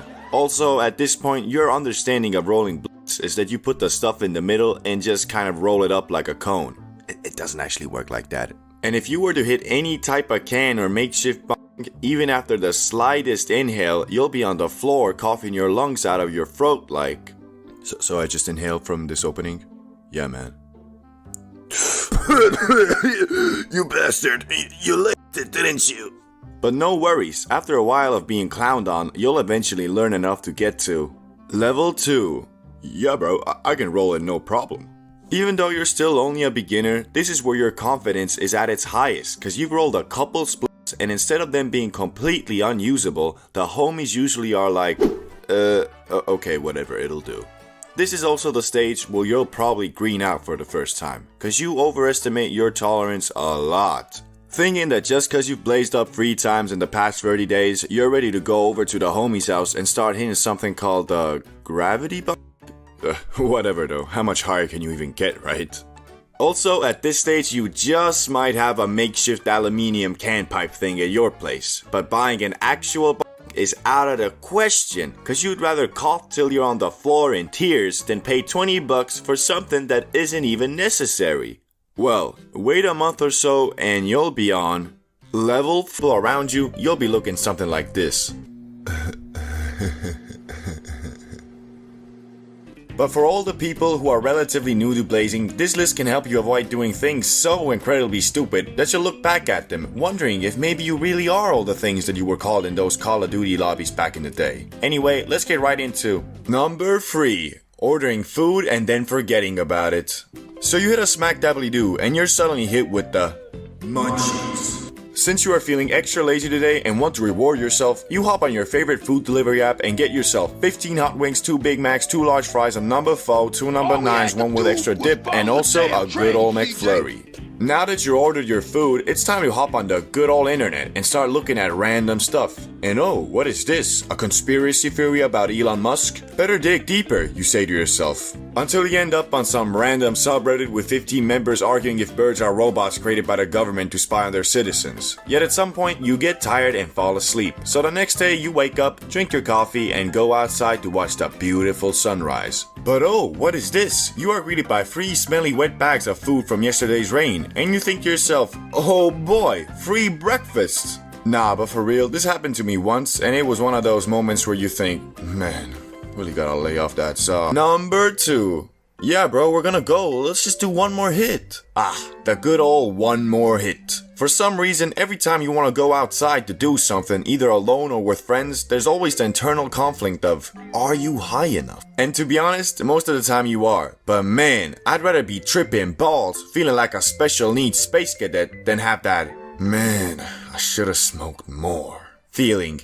The problem with that is, a lot of times, that last hit hits you with that Muhammad Ali right hook, meaning your high hopes of a productive stoner adventure turn into another night of being immobilized on the couch with an industrial grade barrel of Ben & Jerry's ice cream on your night table. Bro, let's go. It's getting late. Yeah, don't worry about it. Let's hit the grab one more time, though. Okay, sure.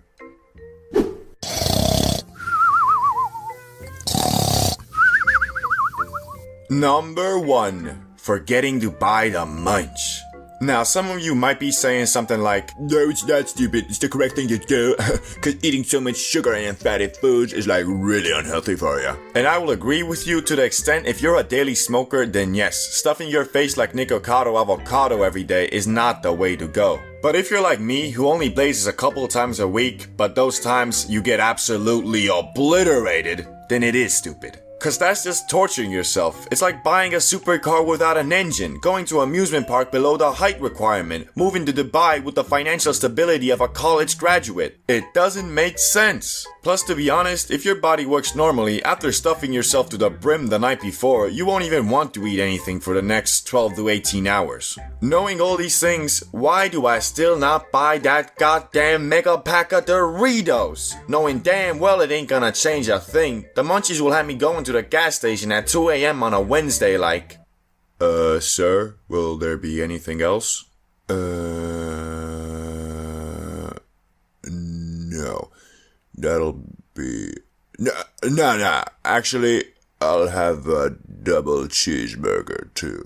The 5 levels of being high. Now, I bet you've seen a couple videos on this topic, maybe even mine, but since almost a year has passed and my knowledge and understanding of the magic green plant has grown tremendously, I thought it's about time to make the ultimate, definitive, most precise levels of high tier list on planet Earth. And to make it even more fun, for every level, I'ma be getting more high to give an accurate representation of what the level feels and sounds like. So let's get it started with level 1. Microdosed. This is the level where you don't really feel anything per se, but you can tell something is different. You have a slight mood boost and your body might feel a bit more elevated. So like if your legs were sore, they're probably even more sore now, but if you're lying on your bed, well, its comfortability is probably up about by 10 to 15%. Nothing crazy, but it is noticeable. This, however, isn't enough to give you the giggles, so that Amy Schumer comedy special will still leave you wondering if my vagina is actually comedy or just poorly done slapstick humor. And since I'm currently at this level, I can tell you it also has no negative side effects, so I can still do everything without worrying if I'm too high. Anyway, let's move on to the first exciting level, and that is level 2. I'm feeling it. So you're feeling it, eh? Well, me too. This is the level where that Amy Schumer special might actually forcefully steal a giggle or two from you, but not because it's actually funny, it's more like you're laughing at her rather than with her. Anyway, since you're now feeling it, you also might be feeling that movie a bit more, or that video game. Shit, you might be feeling your own jokes a bit more. Got you laughing at your own thoughts, fool. This is also the optimal high if you still got stuff to do. Well, to be honest, if you got stuff to do, probably better to not be high, but at this level, it's still definitely doable, just a bit more difficult. Another way to look at it is, this is the high the workers at Subway are usually on. Although I have seen mofos way beyond this there too, but for the most part, this is optimal cause the loud hasn't got you moving slow-mo quite yet. As for me, I'm still able to read this script and pronounce my words just fine, so you probably can't even tell I'm high right now. But now it's time to get to the first level where a mofo can feel too high if he's not experienced. Level 3. Yeah, I'm pretty high. So here we are, pretty high. This is the point where, at least for me, doing anything besides leisurely activities is hard. Not impossible, nor undoable, but hard. If we take that Amy Schumer comedy special for reference again, as for some reason I like doing, it might just maybe have become funny, but you also realize you just high, so you turn it off and watch something else. Also, this is the first level where some thoughts might have become uncontrollable in the senses you just can't help but dive deeper into the fact that the bomb dropped on Hiroshima was almost 1,600 times less powerful than the Tsar bomb created and detonated by the Soviets in 1961 as a show of power to the US. But then you find out there's something called an antimatter bomb which could be even more destructive, but it's only a theory, but then maybe the US is developing it in Area 51 or something. Yeah, I think you get the point. But there is one sensation that is more powerful than your random thoughts, and that of course is the munchies. Coupled with the fact you're probably rocking some dry mouth right now, this in my opinion is the best level to be at if you're trying to stuff your face with enough trans fats to feed 50 hungry children. But you know, you already ate it also. Anyway, moving on to level 4. Faded beyond belief. This is the point where if you're not in a safe space, you kinda screwed. Well, not always, but at this level, it's become almost impossible to practice rational thinking. I mean, if you were diving deeper into that nuclear bomb stuff at the previous level, then this is a point where you might start actually believing you are Oppenheimer himself. This stage is really not the best if you're looking to focus on a movie or video game or really anything because, well, your attention span is at the mercy of the Za, and And to actually enjoy this high, you just gotta go with the flow. As for me, it's getting pretty hard to read the script. If I look at the words for long enough, they kinda look like some ancient Chinese hieroglyphs. But anyway, if you're an actual lunatic, maniac, psychopath, Zaza destroyer, and considering hitting that gravity one more time, then be prepared for Level 5. Shadow Realm. I told you, bro, you gotta be a maniac to get to this level because the plane of existence you on now is so different from being non-high. You probably feeling and looking like a goddamn alien. I mean, bro, your eyes are so red and you feel so disconnected from your body that if you look in the mirror, you'll probably think, bro, is that really me? I'm so fucked up. Wait.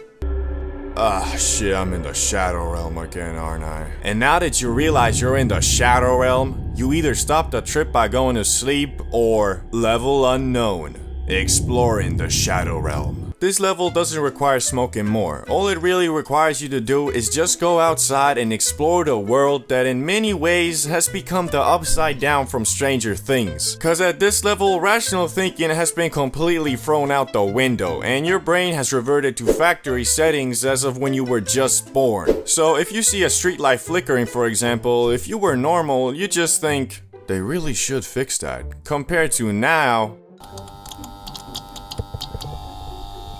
oh shit, bro, this is totally one of those slasher scenes where once I walk over the streetlight, he's gonna shift me up, isn't he? Nah, man, fuck this, I'm out of here. At least, I don't know, that's how it feels to me when I achieve the pinnacle of high and am wandering the world outside. Have you ever met someone who parades the fact that he loves the Zaza? And if you ever say anything bad about it, he gets all defensive and starts frantically arguing about how it's good for you. Like, yeah, bro, there are health benefits, but if you're out here doing 8 rips, 4 2 edibles, and half a cart every 12 hours, do you really think you're reaping the health benefits of the Za? Mofo beyond about, it helps with my anxiety and depression. Like, bro, what are you anxious about? Worried that the pizza delivery guy might be an assassin? Sounds more like paranoia to me. And have you stopped to think that maybe the depression you're feeling could be because all you does is sit around, eat pizzas, smoke grass, and watch Disney Plus? But people like this aren't the majority, and overall, when you meet a fellow grass eater, you can expect him to be just a normal chill dude who uses the Za to enhance his experiences, rather than rely on it for them. So today, I thought I'd go over some of the coolest dudes I've encountered who consume that lettuce, starting with the Za Athlete. This is the guy who's always in the gym grinding to become the ultimate specimen of human movement. The thing that's great about this dude is that although he loves the grass, which is generally considered a lazy substance, he doesn't let that stereotype stop him from enjoying it. Although many of his athlete friends might hold it against him, calling him a crackhead, he knows that it's all about moderation and using the Za to enhance his recovery and free time experiences. But the best part about a dude like this is that you know he is a solid guy that you don't have to worry about leading you down a bad road, cause he is always mindful of where the breaking point between just having a fun time with the homies and Hey bros, wanna do some is. So if you're friends with this guy, you can be damn sure he won't ever peer pressure you into doing something stupid. In fact, he'll probably be the one who will try to talk you out of something like that. Plus, you know, depending on the athlete, he might make the NBA, so best to stay on his good side if you ever want to blaze up in a LA mansion with Wiz Khalifa and Drake and shit. But on to the next dude on the list, the High Gamer. I'm not sure how you guys feel about video games, but I've always seen the genre as the highest form of at-home entertainment there is. Although it is a lot harder to truly get into a game nowadays, when you do, the peaks of fun are much higher than watching a Netflix show, for example. Although that's just my opinion and yours might obviously be different. So you better believe it when I say I love dudes who enjoy gaming in orbit, because that's something that two Za enjoyers can truly bond over. Now you might be thinking, everybody enjoys playing games, ain't nothing special about it. I'd have to respectfully disagree, because it takes a certain level of power to really sit down well blasted and focused on a video game, cause honestly, most of the time it ends up going something like this. Finally time to play some Elden Ring while blasted. This is about to be crazy fun. 20 minutes later. Man, screw this, I'ma just watch some TikToks. As you can see, it's not that easy, but if you have a friend who's on the same planet as you and you going through the struggle together in a co-op game, it's much easier to get into. So I for one will always have a special place in my heart for dudes who can actually game while blasted, cause honestly, it's not as easy as you might think, especially if the session lasts over 1 hour. But time for the productive and successful Not gonna lie, these dudes are like a rare Pokemon that you might never come across because the requirements to be a dude like this are rather high, but the power he possesses is godly. This the dude that has his own business or works like a sales job or something, which is a highly social and time-consuming practice. But somehow this mofo has done all of this while frequently bugging off the Zaza. He's kinda like the Wolf of Wall Street, but instead of doing lines off a lady's you know what I mean. He's out here taking a fat rip and then minutes later closing a massive deal with some company. I met a guy like this only once, and I won't stand here and act like I was not in awe of this man's power. We were all just chilling, faded AF, when this guy got a phone call, and not just any phone call, it was some company he was trying to make a client for the company he worked for. And me being me, all I could think of was, oh shit, dude must be freaking out being that faded, having to deal with something like that. But no, bro calmly told us he'll be back in like 10 minutes, went to the other room and closed the deal, or at least that's what it seemed like. I swear, some people just have a godlike stress tolerance, cause man, I can be out here faded and get a call from my mom to pick up some groceries, and that shit will have me stressing out if it wasn't in my initial plan. I guess what I'm trying to say is, for 95% of people, if you high every day, you're gonna get lazy and content with your position in life. But there are people who can manage to pull off this lifestyle and still be successful, and god damn do I respect that. Although I'd imagine that if they weren't high all the time, they'd be even more successful. But hey, what do I know? Anyway, next guy on the list is the artsy dude. Now, this guy isn't exactly what you're thinking. And yes, I know you're imagining this painter who's always on about, bruh, you just gotta go with the flow. Let yourself be free and you'll find peace. Sorry, but what the fuck does that even mean? Although these guys can be cool, their gimmick gets old pretty quick. The dude I like is more of just a Chad who has a highly functioning imagination. Cause with a guy like this, you always have something to talk about, and they come up with some of the most interesting things. Plus, they're usually not just some hippie dude who enjoys saying shit that makes no sense and expects everybody to think he's deep cause he saw a quote on TikTok and it really resonated with him. He's more of the dude who'll say some master Oogway quote and explain how that funny meme actually says something deep about life, but then ended with, I don't actually know, I might just be too high. And I love that, cause sometimes a mofo is just too high and sees a deeper meaning in something that doesn't have one. But hey, that's just a theory, a high theory. Smoking alone. It's a lot different than smoking with a group because, well, you're alone, so it's exclusively your job to explore those high thoughts and piece together fun activities to enjoy the high. And if all goes well, you'll have a blast, scrolling shorts, playing games, watching movies, pondering the scale of the universe and how nothing actually matters. It's great! But it comes with a catch. You see, when you're with a group of friends, it's much easier to stay on subject and destroy the evil thoughts the grass might curse you with. So, in my experience, when I'm getting high alone, I usually smoke a bit less just cause being super mega high is 99% of the time best enjoyed with a group and not by yourself. Unfortunately, when I was a youngster, I hadn't discovered this. In fact, I accidentally got the highest I'd ever been up until that point. And the demons I faced that night made me who I am today. The story begins with a high schooler CBD bro who had planned a great adventure with the main homie Salamander and Ricky. Well, not a great adventure per se. We were gonna go to Salamander's place on Friday night and get absolutely obliterated off that Zaza. And for that, I had secured a whole gram of that exotic the Friday before. And although very tough, I fought the urge to blaze for a whole week just so we could demolish it all together in one night. And if you watch some of my older videos, you know Salamander had a bit of a funky home situation, so a lot of times his house was completely free, and this was supposed to be the case on this beautiful night as well. So you know your boy was excited as an 8-year-old on Christmas for this upcoming Friday night high extravaganza. But it all came crashing down when Salamander texted me, "Hey yo, my parents came home tonight and well, they found my bong, so I'm basically in the gulag now, so no smoke sesh tonight, nor probably the next night, nor, well, until they leave again. See you once I serve my time. LOL.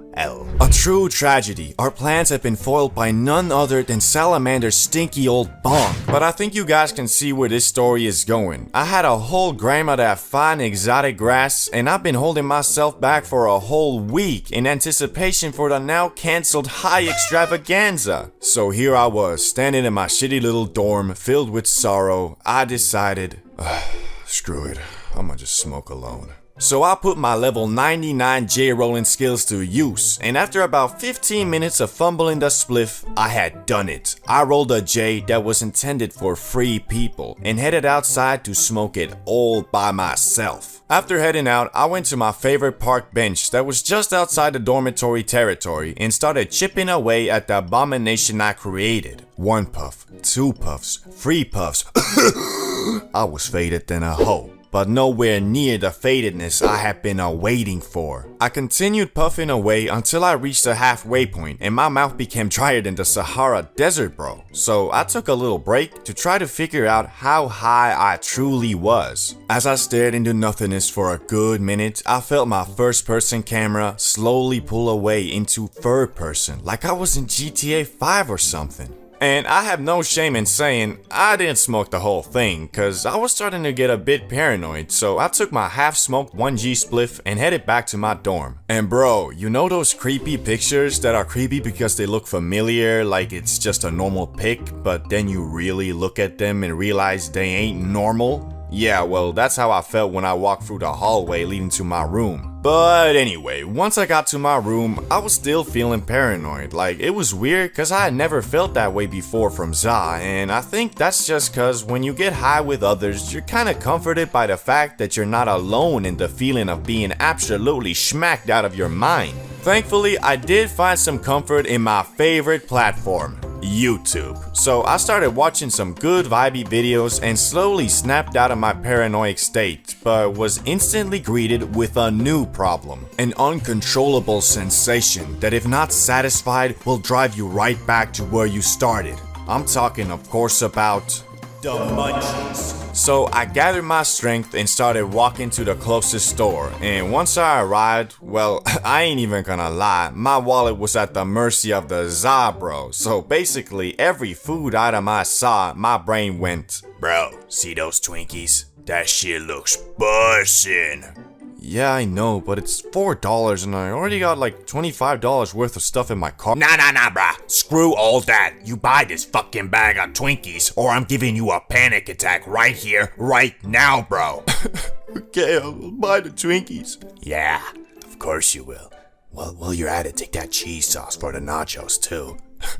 Okay, I will. After my brain finished ganking the shit out of my wallet, I went back to my room and started demolishing everything I bought. And after that whole munch sesh, I was feeling a lot less high too, but also my stomach was a bit upset, so I took a massive dump, laid down on my bed, and started scrolling shorts. And I scrolled and scrolled until I passed out without even brushing my teeth and still in my clothes. So you can imagine the next day, I had a bit of a kush hangover, feeling like Shrek, haziness, and overall being slower mentally, but hey, no regrets, cause my brain wasn't lying about those Twinkies, goddamn.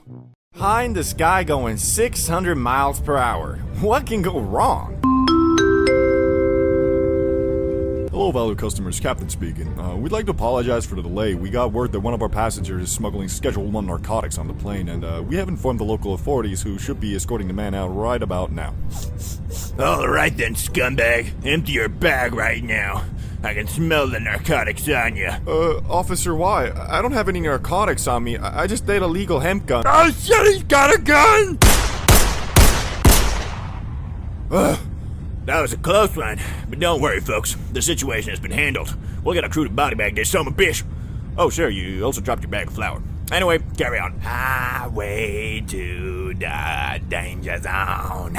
Well, turns out quite a few things, but over the clouds there lies a rainbow so beautiful it might just be worth it. Because as we all know, flying friggin' sucks, because unless you have an online university making you $1 million a day, you're gonna have to get used to paying Michelin star restaurant prices for tap water and the most disgusting food you'll ever taste in your life. And I promise you, bro, I'm not over exaggerating. The last flight of our US trip from JFK to London, me and RizX decided to pop a New York Lego brick blue Rats Eddie just before we got to the airport. So we were faded both at the airport and the first half of our flight. But I'm getting ahead of myself here. This was my first ever time flying high. And yes, this might be a shocker for some of you guys. CBDBro isn't smoking that Qui-Gon Jinn Vietnamese Phillips head runs 24/7?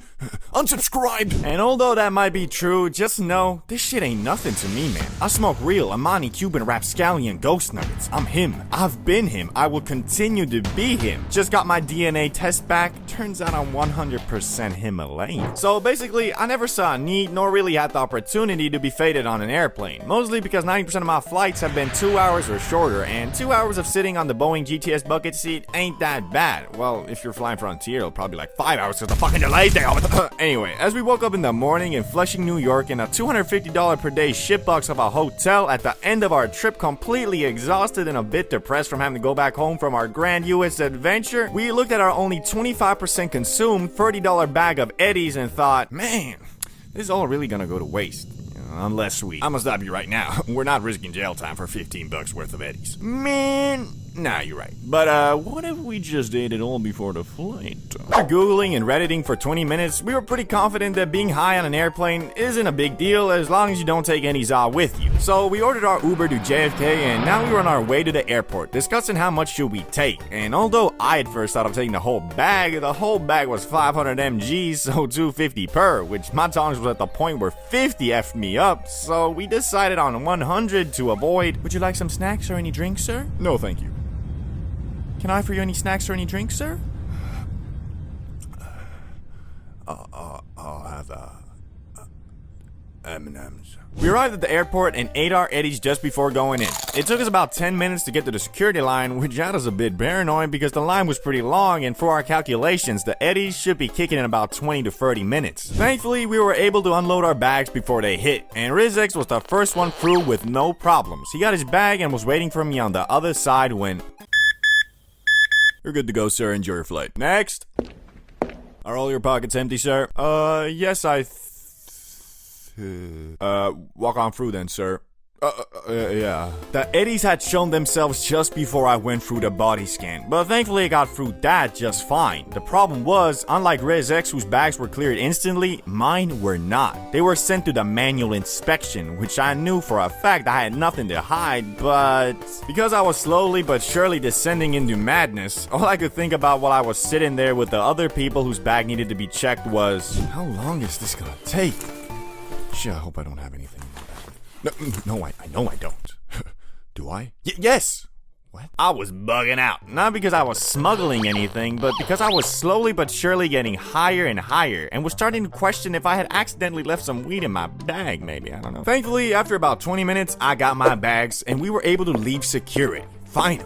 And I thought that the hard part was over, but it was just beginning. Let me introduce you to the worst food place I have ever experienced in my 21 years of life on planet Earth. Let's call this establishment Trust Burger. Even though my expectations for airport food are extremely low, and I mean massively so, the experience there literally opened my eyes to how shit a food place can actually be. I arrived there 1 hour before boarding, and from the first glance, I knew what I was dealing with was truly a Michelin star worthy establishment. There were 4 workers there, each with a designated task, and each one of them was really pouring their heart into it. The first worker was at the counter, and she was really well trained because she was working there in a completely new way. Instead of taking orders and answering customer questions, she positioned herself near the back of the counter, close to the kitchen, obviously to provide the best service possible somehow. Oh, but the kitchen workers were even more professional. They were so good at their jobs that although there was 4 of them, only one of them was working. And I'm assuming the others were there for quality control. Now, normal folks like myself and you would think that having a line of people waiting for their food with angry faces would make these guys rush. But no, what we were dealing with were truly smooth operators. Even in the face of controversy, with all eyes on these 5 workers, however much the customers tried to get it out of them, they refused to muster up even one singular fuck. And obviously, being that the person who was supposed to be taking orders was doing something else, mostly chit-chatting with other workers, everybody, including me, had to order from the self-service machine. And so I did. After ordering, I went to buy some Ruffles and M&Ms, and because I was bugging off the Cuban rapscallion ghost nuggets and had lost my sense of time, I went up to the counter to ask if my order was ready. Yeah, hello? Yeah, hello. Sorry, I'm just checking if my order is ready. I went away for a minute, so, just checking. I don't know. Okay, well, do you know where I can find this out? It's only been 5 minutes, man. Okay, I'm so sorry. I'm sorry. I walked away from there high as balls and shamed. Shamed for asking if my order was ready. Now, at this point, I was basically starving to death. But how these guys had treated me, I was really scared of them spitting or even worse, jizzing on my burger. But after 20 minutes, I did get my order. And if you thought the service was bad, the burger itself was even worse. The thing was cold and dry as fush. It was so bad I literally had to consume the thing like a competitive eater. Every bite had to be hydrated with a sip of water, so the jizz burger would even slide down my throat. After eating it, I was also really paranoid of getting food poisoning. Not because the burger tasted bad, well it did, it tasted like dog shit, but it didn't taste like anything had gone bad in there. Just because I was obliterated and my brain was prepping for the worst case scenario. But now, it was time to find jizz in your RizX and go to our gate. And that took about 10 minutes, and after that we started walking there together when we heard the speakers call out, Mr. Bro and Mr. Riz, this is your last call for flight 69420. I repeat, Mr. Bro and Mr. Riz, this is your last call for flight 69420. Please come to gate 69 immediately. Thank you. Run.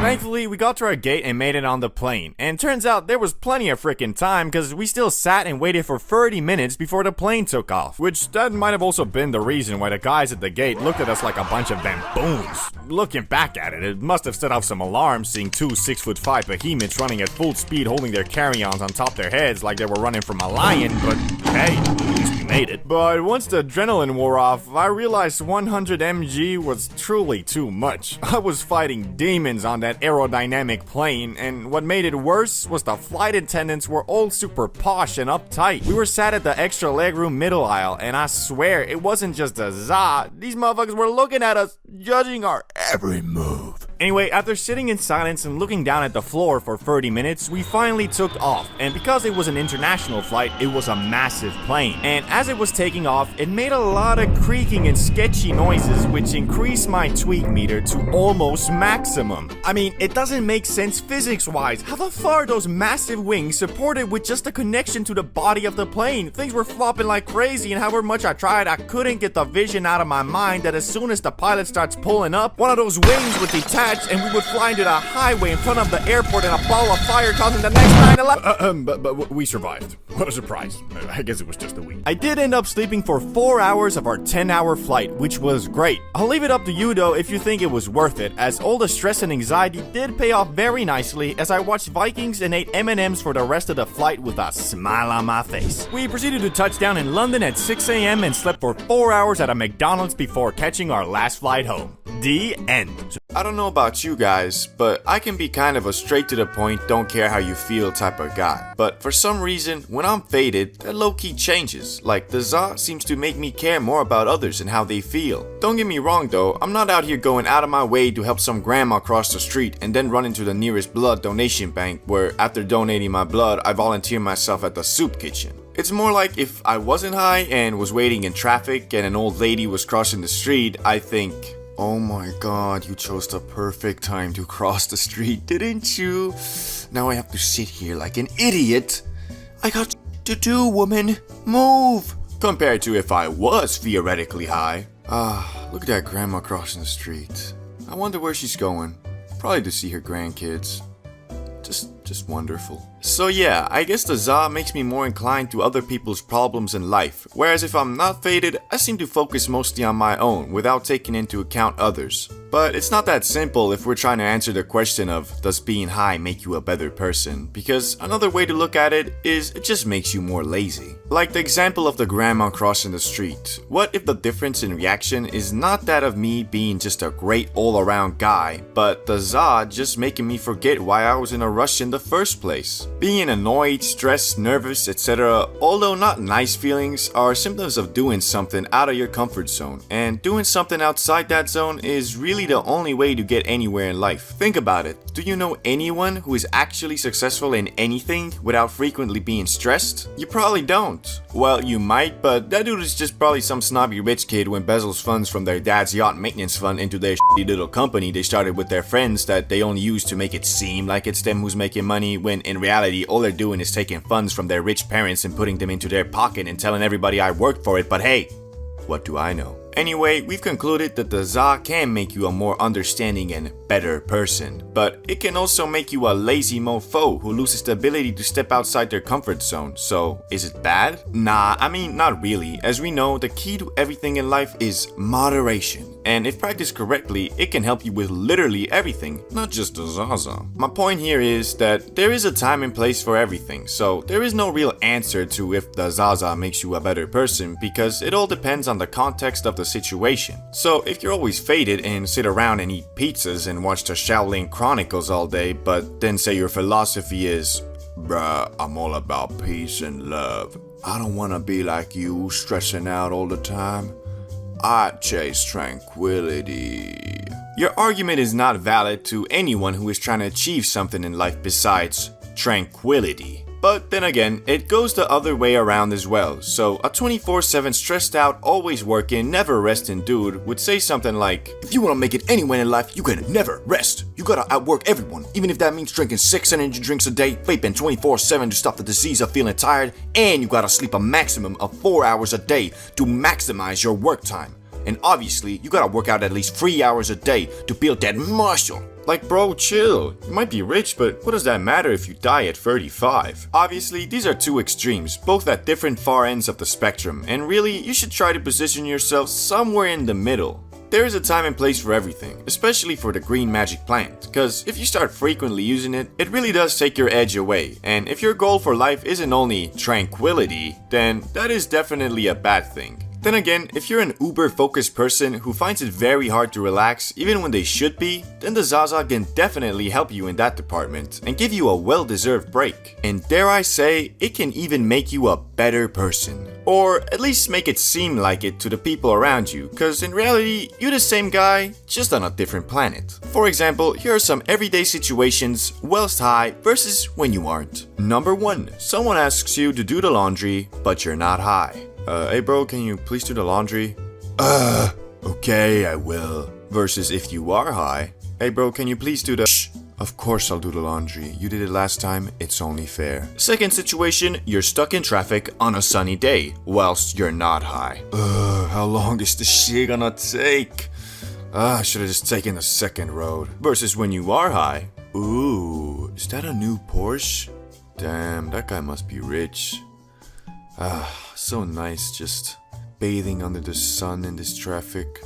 Oh shit, I gotta move. Number 3, you're in the cinema and you're high. This is awesome. Versus you're not high, this is lame. Okay, the last one didn't really add anything to the video. I just really like being high in the cinema. Anyway, I hope you learned something from this video and maybe achieved tranquility. Edibles, part of the holy trinity when it comes to getting as faded as humanly possible. And the reason they are so potent is that in the act of cooking the za, the THC transforms into something beyond its normal powers and becomes Super Saiyan Za, or 11-hydroxy-THC. But let's stick to Super Saiyan cause that other name isn't really cool. Anyway, if you're an OG subscriber, you know my first time doing edibles was quite a crazy experience, but I wouldn't call it anything else than, yeah, I was really really freaking high. But this time, the abominations we made were no mere first-timer dose. We threw everything we had in there. The day started like any other, except I had just gotten back from Barcelona the previous night and was a bit tired. But you see, there was this really cool movie in the cinema called Oppenheimer. Anyway, me and Rizix had planned to watch Oppenheimer in the cinema sometime before August, but being us, we obviously wanted to be baked during this time, and well, the movie was 3 hours long, so just a quick hit wasn't gonna cut it. So we decided on something we hadn't done in years, that obviously being edibles. The only problem was, we don't know how to manage time, and well, once we started actually making the things, the movie had already begun. But although I do love Cillian Murphy, let's be honest, the main part of this journey was the edibles, not Oppenheimer. So we were like, screw it, we only gonna miss like the first 30 minutes. Which, if we had actually read some reviews on the movie, we would have known it's not something you go to 30 minutes late while bugging up the Zaza and the world's strongest edible. Yeah, we also, just for safe measures, smoked a bit before too. But anyway, once we made our abominations and the whole house was smelling like Snoop Dogg's beard, we sat down to eat these deep fried to get you deeply fried cookies. Ready? Ready. Bruh, they're so dry, man. Yeah, so they were awful in the taste department, but in the how messed up they gonna get you apartment, well, you'll find out soon enough. As I said earlier, just for safety, in case they were duds, we also smoked up a bit before, and we're feeling like medium-sized, cooled on the kitchen counter pizza rolls, even before the cookies hit. As we arrived in the cinema, we were, well, a little bit scared, but also excited to find out what these monstrous things were going to do to us, because, well, we hadn't done edibles in ages, and knew our tolerance towards them was zero. After buying popcorn and a medium drink, we walked in the cinema, took our seats, and sat down to watch the movie, which had been going on for 40 minutes at that point, but we thought we could still enjoy it, and we did until...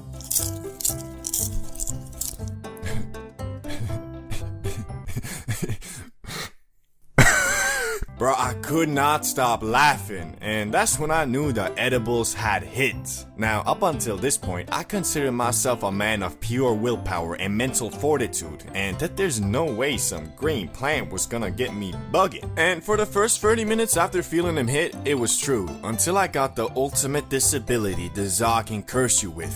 I'm talking, of course, about manual breathing. I was sat in that cinema like a full-on tweaker, and bro, it did not feel good. Like, however hard I tried to destroy the Super Saiyan Saw with my mind, I just couldn't. And Rizix was low-key tweaking too. Plus the movie, well, it was kinda shit. And before you roast me in the comments, I think Oppenheimer is a great movie. Just arriving 40 minutes late and bugging off Super Saiyan Za wasn't the best idea for a story-focused film. So we decided to get the fuck out of there. And bro, I don't even know how to describe what I felt and saw once we opened the gates to the outside world. Bro, I was feeling like my senses were turned up to 10,000% overdrive, and bruh, I'ma be honest, I was not seeing straight. So although we drove to the cinema, we were in no shape to drive back, so we just started paddling our demon eyes looking butts home. Until at some point, we found some e-scooters, so we rented those and just started blasting away. And what an amazing time that was. Like, every switch of scenery felt like a brand new biome. Like, at some point, we took a little detour through a park, and bro, we felt like we was in a damn jungle. Like, even the slight rumble and turbulence we got from the road made it feel like we were true explorers on not e-scooters, but one of those safari exploring buggies riding through unexplored wildland. But anyway, once we got back home, I decided to look in the mirror to see if I looked as high as I felt, and well, I looked more high. Like, I didn't even know your eyes can get that red, but there they were, looking like the eyes of the damn devil himself. As I looked in the mirror and saw nothing but an empty vessel wandering the wrong plane of existence staring back, I got a bit frightened, cause man, I swear, my reflection was not moving in sync with me yet again. But this time, it was even worse, cause I was like 4 times higher than I was when I first did edibles. So what happened next, you might be wondering? I was bugging out, looking like an uncooked steak, and I couldn't focus on anything longer than 1 second. Well, I went to sleep. Cause one good thing I will say about the trip, the comfortability I felt in my bed was unlike anything I've ever felt before. My blanket was just a perfect temperature, my mattress the perfect fit, and my pillow the perfect place to lay your head. And because of that, and I'm not exaggerating on this, the very second I closed my eyes, I was asleep. Well, not like deep sleep, but nap sleep. Anyway, after closing my eyes, in about 3 minutes, I was completely knocked out. And well, I slept so much like a baby, I actually believe the Za manipulated my very core and reverted my cells and body shape to that of when I was 3 months old, to enable me to get the full experience of sleeping like a baby. Only problem was though, as I woke up like literally 10 hours later, I was still high AF. Not like can't see straight high, but like just hit the BONG high. To be honest, I was just amazed, cause I knew if we had smoked that amount of Za we put in the cookies, we might have been really lit, but nothing like we were from the cookies. And after that day, I have now learned my lesson that actual strong edibles are more comparable to mushrooms than normal bud. If you've ever bought from a plug, you probably know about that teeny tiny voice in your head that goes, "What if it's laced, bro?" And although 99% of the time, that's just you being paranoid, the other 1%, it might be warranted.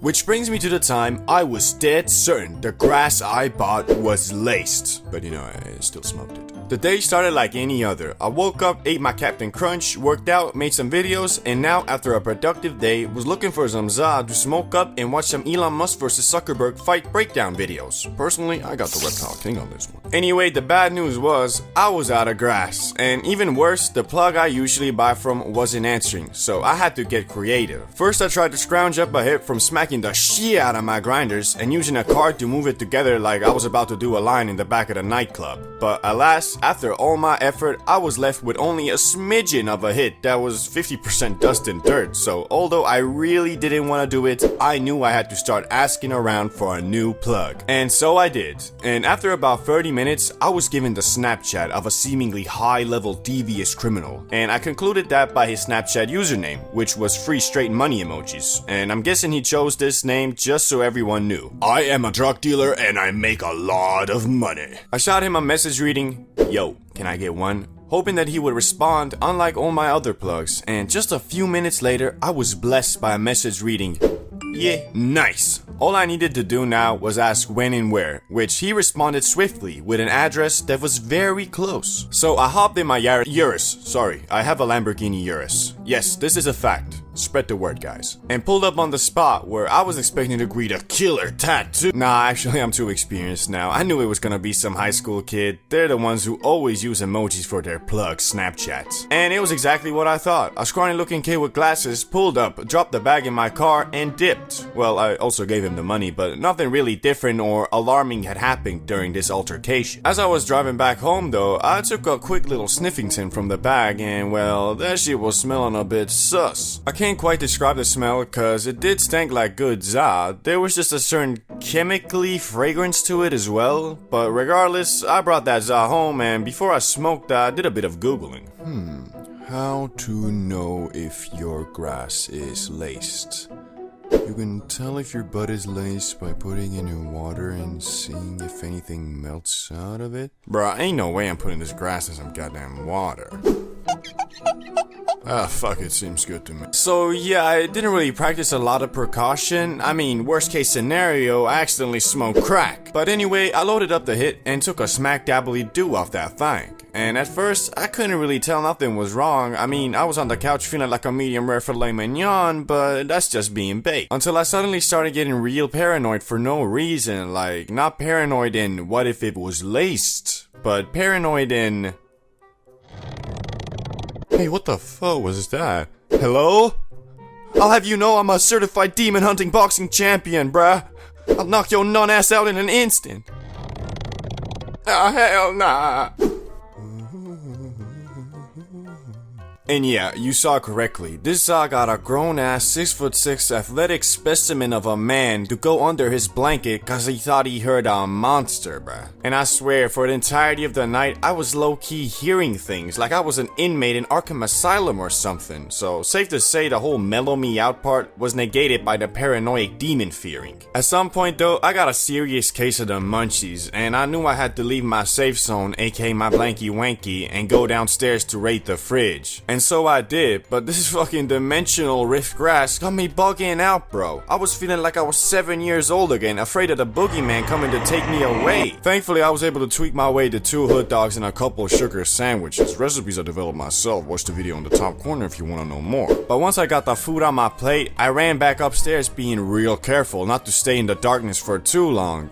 Basically, I was this old Vine video. Worst part was though that this so-called laced grass didn't let me sleep either. Like literally, I almost pulled an all-nighter looking like Golem up in my room. Until at 7 AM, I did finally somehow hit the hay. Anyway, this is the only time I ever actually believed grass to be laced, cause it just seems unprofitable to actually do that shit. But I'm still not sure, it might have just been some mighty paranoid demon grass. I guess we'll never know, cause the experience was awful enough for me to flush that shit down the toilet. RIP 0.8 Gs, bruh. And obviously, I removed that new plug from my friends list, cause I'm not trying to be the victim of our town's first supervillain, cause if that shit was indeed laced, no way I'm about to go buy some Joker gas from Dollar Store Heath Ledger again. Mushrooms are a lot like that one friend who is always talking and it kind of annoys you, but at the same time you love him cause you know he's always keeping it real with you. So if you are fiending for a third eye awakening on some Dragon Ball Super shit, you better be ready for the Shroomy Shrooms to take you through the depths of your unconscious, where it will dig out and highlight questions about your very fabric of existence like, who am I? Why are we here? Do I like men? But anyway, that doesn't happen the very instant you eat the shrooms. In fact, the stages of a mushroom trip are so different, each one of them could be considered a substance of their own. But the first stage everyone experiences is Stage 1, Ingestion/come up. Right after consuming those Mario power-ups, you might feel your stomach twist and turn a bit, as your body is signaling to you, this shit was not food, wasn't it? But thankfully, it's usually pretty minor and goes away after a few minutes. While waiting for the shrooms to kick, you probably stare at a bunch of random objects hoping to find some type of moving pattern, cause that's what shrooms are supposed to do, right? Well, yeah, kind of, but after 30 minutes goes by and you're still staring at the wall with no sign of visual hallucinations, you probably think to yourself, man, I got scammed, didn't I? But then you start really thinking about it. Are you feeling something? And then you think about the next thing, and the next thing, and then you might laugh at something completely random like this picture of SpongeBob, and boom, you now realize they weren't duds, and you're about to go on a journey, bro. Also, after all this, you probably move on to Stage 2, Questions that lead to more questions. You're at the point now where you know the shroom's kicking, but you don't really see any visuals except for maybe the increased significance of every object. But the main thing is, you have started questioning everything you know, but not in a scary way of, nothing matters, there is no point. More of a, man, I love hanging out with Charlie. Wait, do I though? What type of person is he actually? He's friendly, but kinda secretive and keeps to himself. What is he keeping to himself? Could he be a totally different person?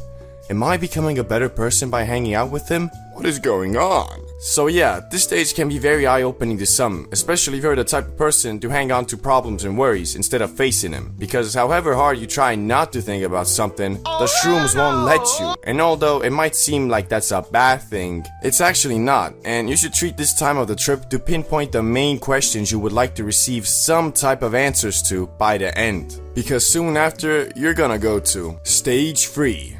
Holy shit! The mushrooms are now almost at full effect, and you're definitely seeing some hallucinations, like moving patterns, disfigured items, wavy hands, etc. But to be honest, that isn't really the main thing, because if you approach this trip with the right mindset, as in you wanted to actually take something with you to the real world afterwards, then currently you are most likely intensely trying to piece together the answers to the questions you highlighted on the previous stage. But it ain't as easy as it seems. It feels like you are were constantly on a breakthrough to something really important and significant, but then you lose it and have to start again with the pieces you left off with. But if you stick with it, you'll always figure something out. Maybe not the full picture, but something. Also, you shouldn't blame yourself if you start talking or thinking about something that you feel is very amazing, but then halfway through realize you literally pondering about the implications of the evolution of the Pringles Man logo, bruh.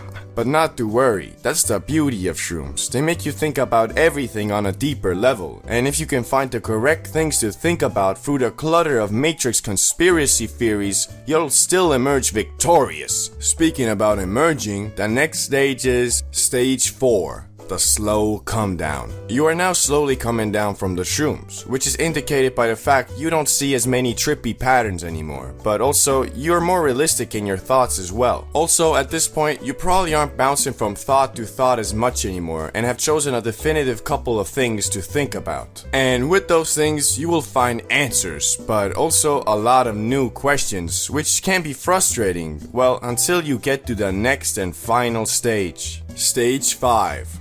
Journey complete. At this point, you have almost completely came down from the magic, but not really, because although you don't see any hallucinations anymore, you feel more in touch with reality and yourself. The best way I can describe this stage is like it's the fruit of your labor. This is the stage where you've gone through the constant questions and search for answers and come out victorious. Best way I can describe it is like you're high off some Zaza, but with a much clearer head. So this is the perfect time to play some video games, watch a movie, or do really anything you find fun